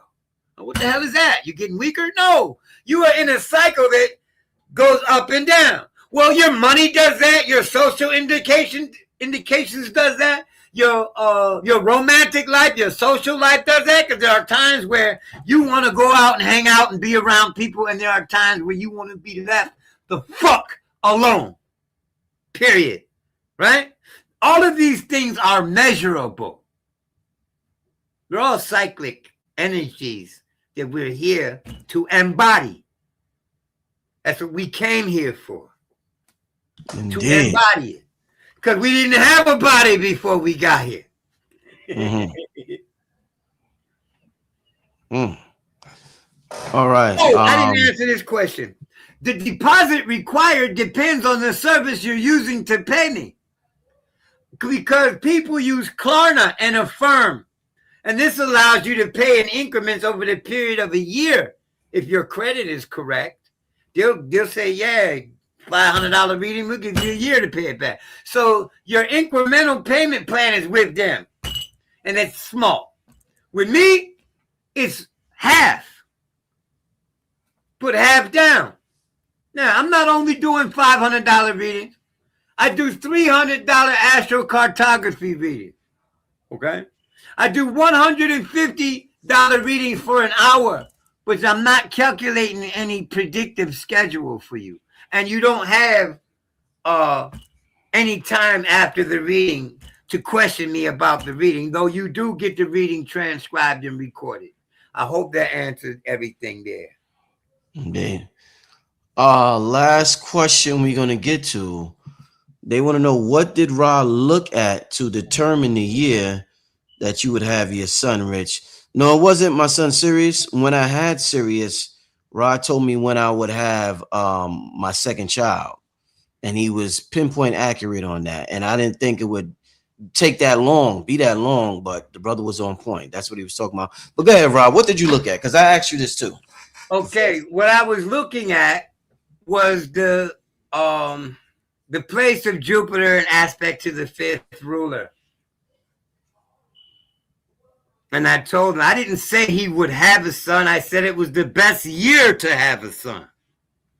So when a motherfucker fucks around and has one in the best year, they remember what I said. They remember that I said. But I didn't say he would definitely have a son. I said that this is the best year, whether you like it or not, you know. And he asked me why I thought it was the best year. And I told him. But I was probably looking at Jupiter's aspect to his fifth ruler. All right, let's get one more. Let's get one more. Hold on, let me add something to that. Let me let y'all know something. The odd number of houses represent all the children and all the loves and all the partners you'll ever have. The fifth house is the first child. The seventh house is the second child. The third house is the ninth house is the third child, and so on. Every other house, the odd houses. For partners, it's the seventh cusp is the first partner. The ninth place is the second partner, and so forth, every other house. So you have planets that rule these places in your birth chart. And Jupiter or Venus will aspect the luminaries, the sun or the moon, while in these houses. And these are opportunities for you to bring increase into these houses, increase of children. And these are the best years to do it. And when you don't have to have your mind on it, because astrology allows us to see it was the best year. The opportunity was going to bombard his fucking ass to have children because it was the best year. And that's why he had that child in the best year. People usually do make children in the, or make and lose. You can make one and then have an abortion. You can make one and have a miscarriage. You can make one and the baby born sick and dies a year later. So you can make and lose one in the best year too. Last question, Rod. Do you think every human is equal? In what capacity? We all equally deserve the right to live. We all equally need our networks. We all need water equally. So, I mean, what do you mean by equal? You're not equal in terms of everything. Some people are stronger than others. Some people are smarter than others. Some people are slower than others. Some people are quicker than others. Some people are more apt. Some people are more independent. So, no. Yes and no. I hope I answered that to the extent that you understand me. Indeed, indeed. Rod, another one down, my brother. Another one down. Amazing, amazing show, Rod. Once again, tell the people how they can reach out to you for reading the time, your YouTube channel, anything you got going on, Rob? Man, I'm on Patreon, TikTok, Instagram, Facebook, and YouTube. I miss anything? Telegram. Okay. You can reach me on any of those devices. Really, I prefer that you call my phone. Okay, because I get a lot of spam on all those other internet devices. All right. So I prefer that you call me directly between 1 p.m. and 7 p.m. Eastern Standard Time. If you live out of the country and you're not able to call between 1 p.m. and 7 p.m. comfortably, then try me. Leave a message for me on WhatsApp or at Telegram or at Instagram. I don't check my TikTok often, so dropping me messages over there is like almost futile. But I do check them randomly, occasionally. I'll get to you if you leave me a message over there. All right. Other than that, you could call me directly between 1 p.m. and 7 p.m. Eastern Standard Time any day of the year. And if I'm available, I'll answer the phone. If not, I'll call you back when I see the missed call. Indeed, indeed. Rod, thank you, my brother. I appreciate you. I appreciate you too, Rich. You came through right in the nick of time, too. Indeed, indeed. I'll talk to you soon, brother. Don't know it. I told you I'm going to tell you publicly. For any other astrologer out there that want to test to see if he doesn't. I have 12 Jupiters a year. Rich is guaranteed to call me on 3 of those Jupiters. Damn.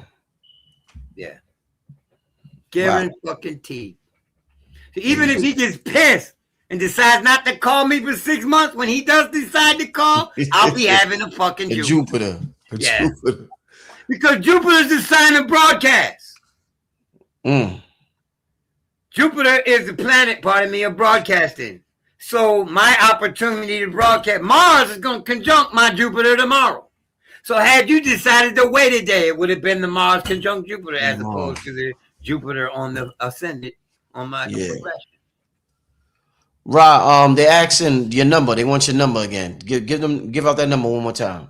516-881-6992. Between 1 and 7 p.m. Eastern Standard Time. That means if you in California, you're going to have to call me between 11 and 4 p.m. You understand your time zone? King Simon been sharing it the whole time, the whole night, family. So you can scroll up and it's all in the chat. All his information, the Instagram, Venmo, phone number, Cash App. Make sure you hit the brother up on Cash App. Also show the brother some Cash App love. King Simon, right? I love you, man. Shout out to King Simon. King, you still here? You still here, King? Let me know if you're still in the chat. He's still there. Right, I'm gonna talk to you because I told you I had to talk to you about something else. And right, I need to get some info on my daughter from you. So I'm gonna have to call you probably tomorrow anyway, Rob. So I'm gonna give you a call. You can call me anytime you want, man. I might call you late tonight, matter of fact, brother. You might hear from me in about an hour. Me late tonight, you're gonna catch me sleeping. I stayed up to do this because I want to go to bed. So you ain't gonna catch me tonight.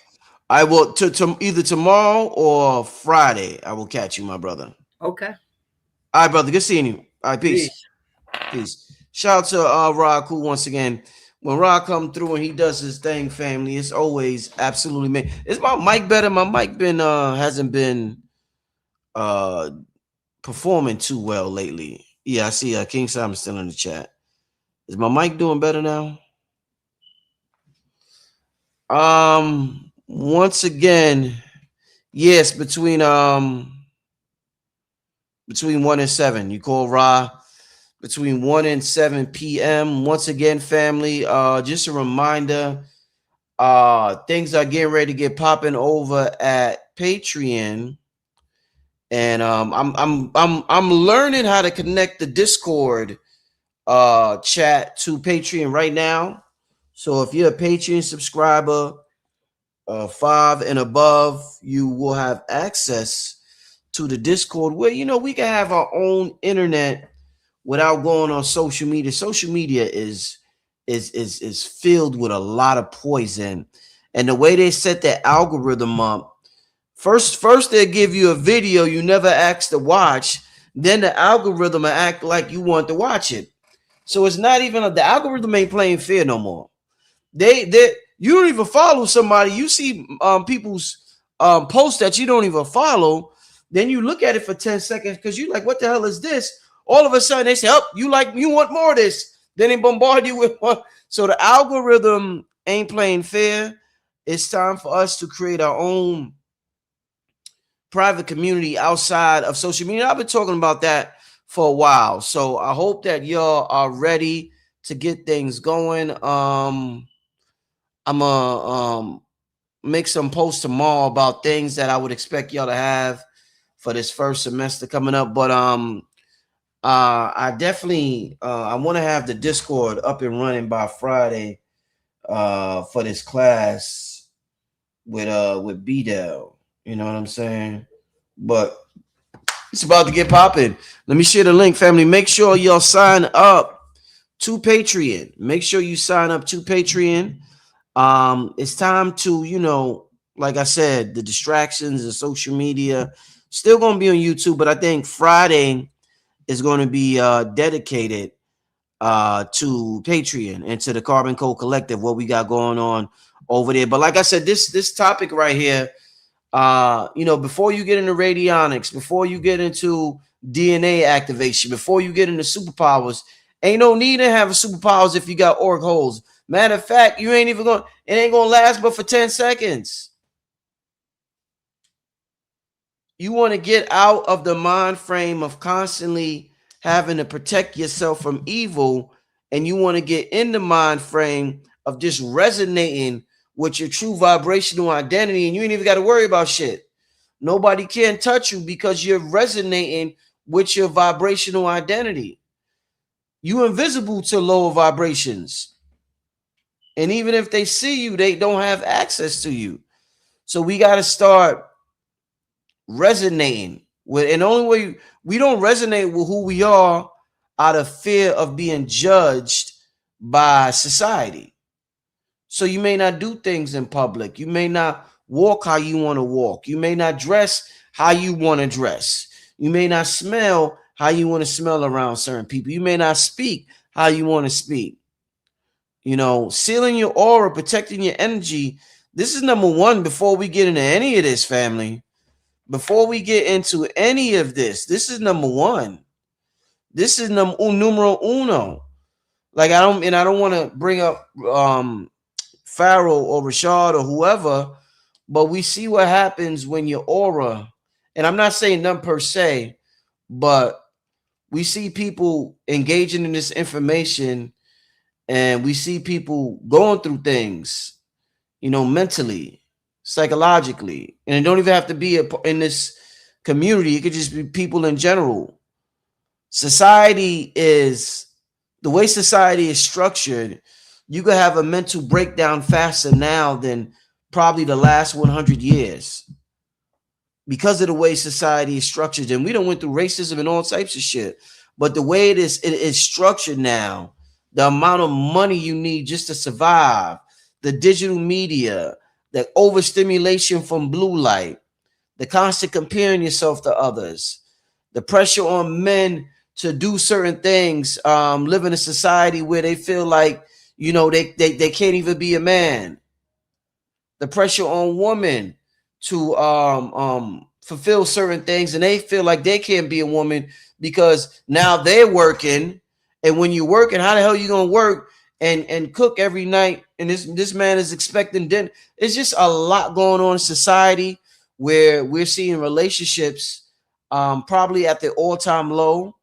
We're seeing people, you know, just bickering with each other back and forth. We're seeing gossip rule the internet right now. So we want to get away from all of that, family. And there's a lot of private communities on the internet, and I'm introducing my own, the Carbon Code Collective. The first thing I want us to do is I want us to train our aura. You know what I'm saying? I want us to seal our aura, protect our energy, and most importantly, reclaim our power. There's going to be the first semester goes from the end of August, middle of August, all the way to, I believe, spring. and we're gonna have some every Friday. There's gonna be a class on every Friday, as well as things we do in the middle of the week. Like I said, I'm gonna start using Zoom. So even if it's 300 of y'all, all 300 of us could be on the Zoom, watching BDL or whoever is speaking on that Friday, or if we doing some book reading or whatever it may be that we be doing. There's something that I'm implementing after I told y'all about the class. Wait, hold up. Give me 1 second, y'all. Give me 1 second. I gotta do this. Give me 1 second. Yeah, I told y'all about the class. One of the classes, because one of the classes is aura training, like I said with B-Dell. Another class is multi-dimensional computer programming, where we're being multi-dimensional computer programmers. We're programming our biological computer that we just happen to call the human body. And after that class, or we're gonna do something called neurological writing. In school, one of the things they have done with technology in school, they have took this away from us, the almighty pen. They said the pen is mightier than the sword. Is that what they say? Or they say that? Is that how the saying go? I forget. The pen is mightier than the sword. But we're gonna get back into writing. That's why I said we're gonna have a lot of notebooks.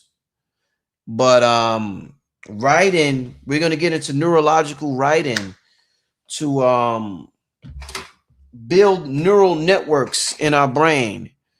So that is that's something that's very important. We'll be writing with our right hand and our left hand. Something we used to do in antiquity. We used to write with both hands. All of a sudden, they told us to pick one. You know what I'm saying? All of a sudden, for the last, 100 years or whatever, now we got to pick a hand. And when we was in our right state of mind, we will write with both hands. So, that multi-dimensional computer program. Let me share the link again for Patreon. Make sure y'all sign up. Some of the classes is $5. Some of the classes like Dr. Valentine. Any class with him will be for the $10 tier because, it's, that's Dr. Valentine. But I don't have some of the. I'll keep asking about the hat. I'm about to start selling hats. That's what I'm about to start doing.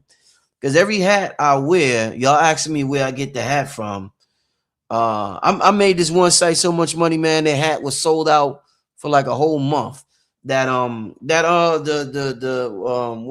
Supreme hat that I'll be wearing. Man. But yeah, make sure this is going to be the nervous system is under attack big time. We're doing a lot of things that we're doing on there that you just can't do on YouTube. It's just better to do it in a more private community setting. And with Zoom, we can see each other if you want to show yourself on camera. If you don't have to turn your camera on. But just doing things like what's that thing that I was talking about? Where you cover your eyes, your ears, and everything. What's that term? Shit. It's right there. I can see it, but I don't know. What's that called? Where you get rid of your senses so you can really go within and meditate. Damn, I forgot what it's called. Sensory deprivation. Thank you so much. Yeah, we're gonna be doing sensory deprivation classes. We're gonna be, and that's like a step up from the silence things I implemented on YouTube. But this makes more sense for a private setting. But yeah, we're gonna do sensory deprivation. I got the earplugs. I got the blindfold, and there's a science behind using a blindfold instead of just closing your eyes, because some light still enters your eye. But when you're in complete darkness, that's a different level of melatonin. When there's like no light from the room or from the computer and it's just complete darkness, it's a different level of being in the inner space. Thank you. So there's like a lot of things, unique things that you just won't get anywhere else, whether it's neurological writing, whether it's sensory deprivation, just a lot of things you won't get anywhere else that we're going to be doing over at with the Carbon Code Collective on Patreon. And I did, yeah, brother Simeon Toke, I sleep with mask and earplugs different love. Now, the reason why I can't do that is because I have children, and they could wake up, and as the father of the house, you got to be alert at all times. You got to be, you got to be alert. You know what I'm saying? So I can't just, maybe once in a while you could do it, but in general, you want to be alert on some real, because you're the protector of the household.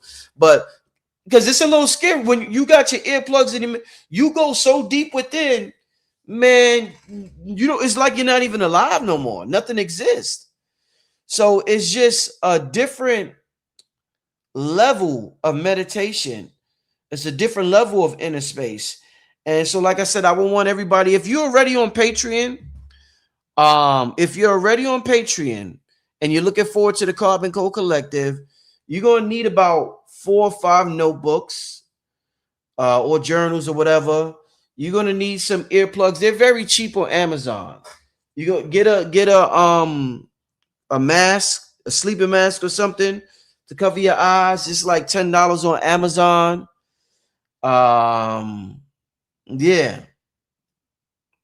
Yeah, we gonna, but I'll give y'all all the information. We're gonna take it a day at a time. Yeah, C Dick said I need to hear all of that. I hear you. It's a scary thing. It's scary to cut off your senses. It's scary to but you hear the humming of your body. You hear your natural hum. Your natural hum becomes louder and louder. Your natural tone becomes louder.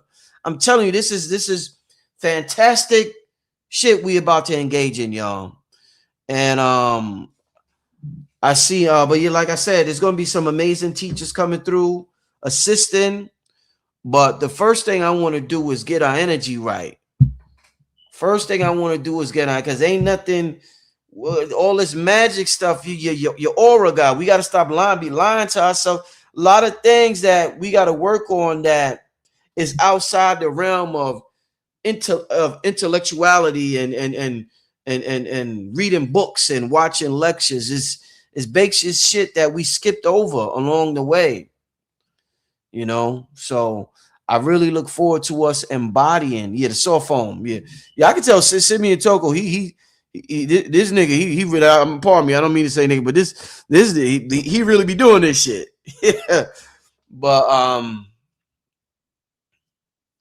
somebody said, Rich, that's dangerous, bro. Why you say that's dangerous? What do you mean that's dangerous? I see somebody else mention, where is it at?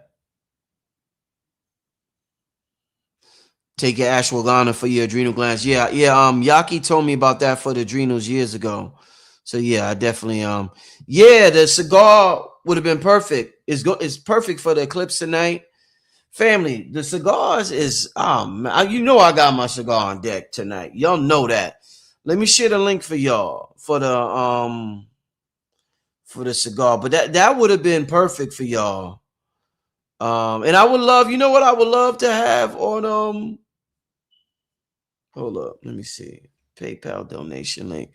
Yeah, get your cigars, family. Donate, get your cigars.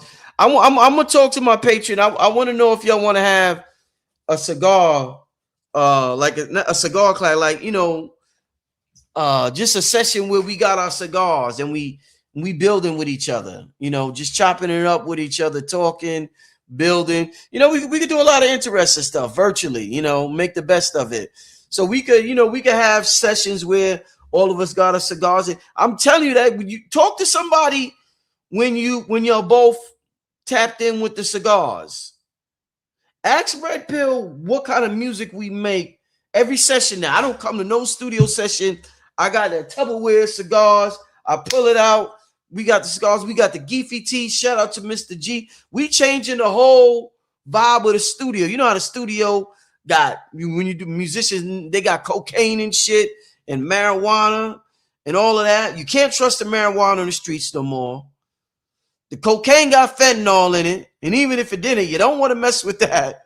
And the alcohol, we all know about alcohol. That You know, that is and I'm a drinker, but alcohol is something, you know, I would advise people to stay away from it. Ooh, yeah. And I had some good Henny days. Oh man, I had some good Henny days in my life, man. I had some good Henny days, but yeah. But my point is, you know, we're changing the whole culture. We're changing the entire culture. Yeah, cigar lounge, virtual. You know what I'm saying? So we gonna have. Let me. I was. This is YouTube. So, but I'm gonna have to ask the Patreon members. So I'll put up a poll. What I'm gonna do? I'm gonna put up a poll, and I'm gonna ask y'all: do y'all want to have a virtual cigar lounge where, you know, I guess at the end of the month or whenever, you know, we'll save our cigars. But then I gotta ship it out in time. They're gonna be like, Rich, nigga, I ain't get my cigar yet. So I got, and I already told y'all because I package it because I don't want energy touching the cigar. So I package them all myself because I don't want the energy people, you know. But the Virtue Cigar Lounge would be amazing. I would just have to make sure I would have to prioritize Patreon members. You know, I would tell them put a little, you know, and obviously I will prioritize y'all because y'all are Patreons. But y'all will have to put a note when y'all buy the cigar. I'm a Patreon member, you know, expedite shipping or something like that. But that's something we will explore. Virtual cigar lounge. But once again, family, make sure you tap in. Listen, in terms of communication with the spirit world, I have not met anything better than cigars. And these come from Mayan territory. And you know, I could have went to the Mayan territory because I don't usually go to the Mayan territory. I go like to a different part of Honduras. But next year, because I'm tapped into a certain energy right now. Next year, I'm gonna make it my mission to go to revisit the Mayan territory that I once roamed. That I once roamed in a past life or something like that. Once again, speaking of Honduras, shout out to Mr. G. There's so many magnificent products out there. Mr. G gonna get me because he keep giving me the Geefy Tea link. And I don't have the one he gave me last time. I gotta put it on my computer. See, this is the link for the smaller bottle, but I would advise y'all to get the bigger bottle. I'm just sharing a couple of links for a lot of y'all, but that's the link for the Geefy Tea. Please link the Aura Training. The Aura Training is on Patreon. Hold up. Let me just post this real quick. Aura. Yeah, that Aura Training ain't no joke. That ain't no joke, family. That's the link for I just shared the link for Aura Training. Yo, someone see this person ain't lying. The tea is better than Henny, and it got some kick. Tell me it ain't got no kick. It ain't got, man. Listen. I got. Gee, I need some more. Hold on. So I ain't got no more. Got like a drop. I don't know what's wrong, Mr. G. I got like a drop. See, I got a drop left. But this is the big bottle. Let me I can start my night because I'm about to engage in some cigars. So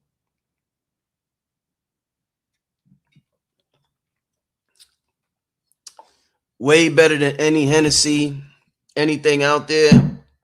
It puts you in that flow state. It puts you in that flow, that creative state.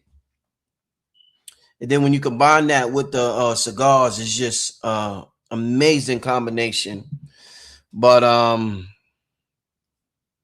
yeah, y'all know I get it don't take much to get me hype. Y'all know it don't take much to get Brother Rich hype. Y'all know that. It don't take much, you know, when I get something that I'm tapped in with, and I just go off. You know, tomorrow we got an album listening party on YouTube Live. Red Pill and Blue Pill can't bother. They got an album called Voltron, and we're gonna have the album listening. The virtual, a lot of things is gonna be virtual, and we're gonna meet See, we're gonna have these virtual meetups, and then when we meet up in person, it's gonna make it even more epic. It's gonna make it even more epic. Yeah, somebody said I need a bottle that size. Yeah, no, this is it. This is it. It's going though, right? You see that? Yeah, but that's it. This is what he's working with right now, Mr. G. But yeah, I got an album review that we're doing with Cambada, Red and Blue tomorrow. It's gonna be amazing. Tomorrow night at 9, either 8 or 9. And it's gonna be dope. It's gonna be dope. I produced 3 tracks on the album. I produced 3 tracks on the album. Their first single, what Disclosure? Yeah, that's the name of it, Disclosure. But I produced 3 tracks. Blessing wants to turn around time on a cigar. I donated last week. You know, I think I might have got yours out because I got pretty much all of them out except for people who ordered like 3 or 4 days ago because it was coming in as I got all of them out. But yours probably went out with that order. So if you ordered last week, it probably went out. The same tobacco is used in Happy. I don't know. I heard about Happy. I don't know if I don't know too much about it, but yeah, I don't know about if it's Yep. Yeah, we got a lot of testimonials about the tea in the chat. People like that tea is official.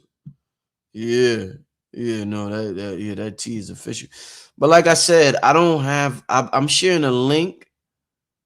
I think for the smaller bottle. So, but when you get to the website, you could just navigate the website to get to the bigger bottle, But with the time we're living in, the whole culture is changing. The whole culture is changing, family. The way we dress. People are finding out that what we work out in is plastic and it's harmful for us. So people are changing the way they dress when they work out. They're changing the way they dress every day. They're changing everything, man. What they're putting on their skin. They're changing what they drink. Some people ain't even eating barely much anymore. Fuck being a vegan or whatever. People finding out all the food is poison. So people like, I barely want to eat anything anymore. Even if it is healthy. People barely want to eat anything anymore. So the whole culture is changing. The whole world is changing. It's a paradigm shift. So, let's as the world splits, Earth splits into different timelines. Make sure you're on the right timeline, family. Make sure, yes, polyester. C-Diggs, yes, polyester is crap. We're in the era where we're getting rid of polyester. And shout out to Seven Beaumont. He gave me this right here, this technology right here. Look at that right there. You see that right there? Hold up. Y'all see that? It's the constellation. Our subconscious mind understands exactly what this constellation means. And by looking at it, it's like it activates certain things. But I haven't talked to Seven in a while. I got to give him a call. Keep saying that. I gotta give him a call. Shout out to Seven Beaumont. Yeah, everything's changing though.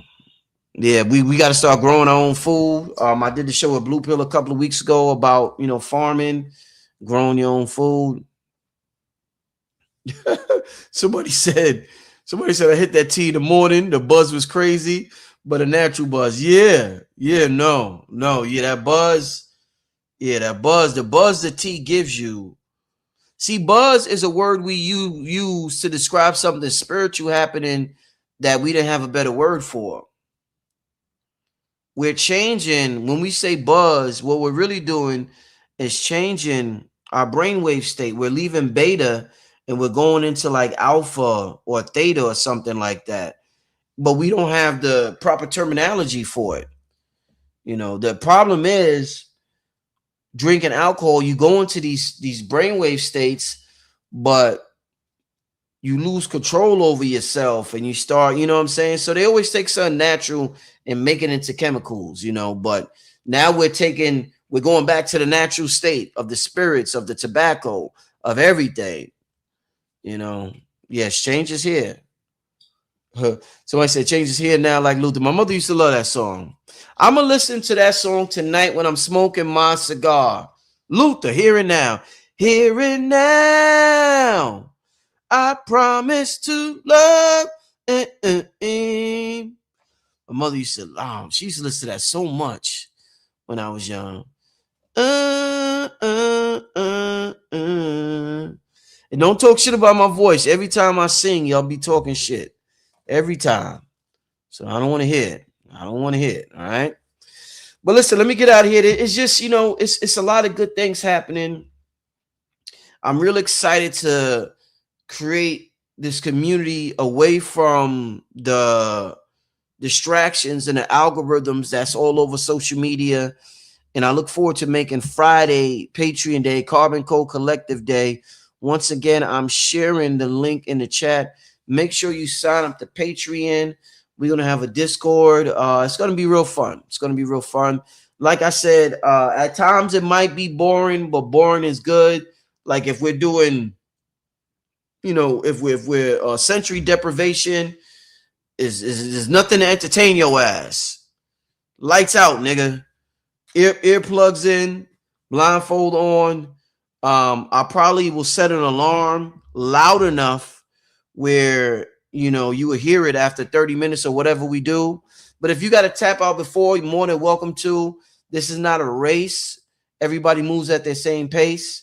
But yeah, so sensory deprivation is nothing externally entertaining. It's about internal. Entertain your ass within. You know what I'm saying? We're going to force each other to have an imagination and to visualize. But it's going to be real fun, y'all. It's going to be real fun. With that being said, I will see y'all tomorrow. I will see y'all tomorrow with the album review, the album listening session with Cambada. It's gonna be a group of us. We're gonna have a good time. What is that? I thought I seen something. I told you I'll be my peripheral. I told you I'll be like my peripheral be popping now. But yeah, it's gonna be a party tomorrow. B-Dale's gonna be there, and B-Dale's gonna be in New York too in September. Shout out to King Simon. I know King Simon. I'm not gonna be able to make that one, but I know King Simon is bringing them to New York. But yeah, it's gonna be a party tomorrow. We're gonna have a good time. So make sure y'all tune in tomorrow for that. Shout out to Akhu, amazing show. With that being said, Brother Rich is out. All right, family. I will see y'all. I want to show y'all, but I don't have it in front of me. I will see y'all tomorrow, family. Have a good night. Do what you gotta do. Yeah, that's what I'm talking about. Just join the Patreon. That's what I'm talking about. Make sure y'all sign up.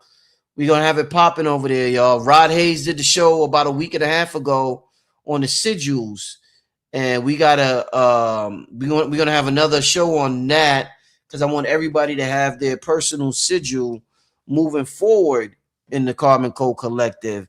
I got mine. I got my sigil. Let me see if I can show y'all real quick. Do I have it on my desktop? No, I don't have it on my desktop. Maybe it's just meant for my Patreon. I don't have it on my desktop to show y'all. All right, well, those in Patreon to see it. But all right.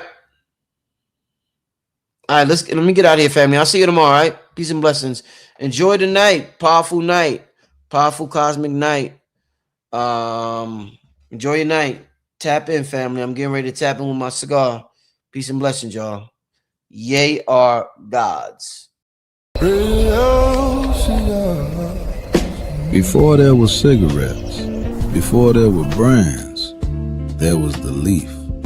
Tobacco is one of the oldest forms of spirit communication known to humanity.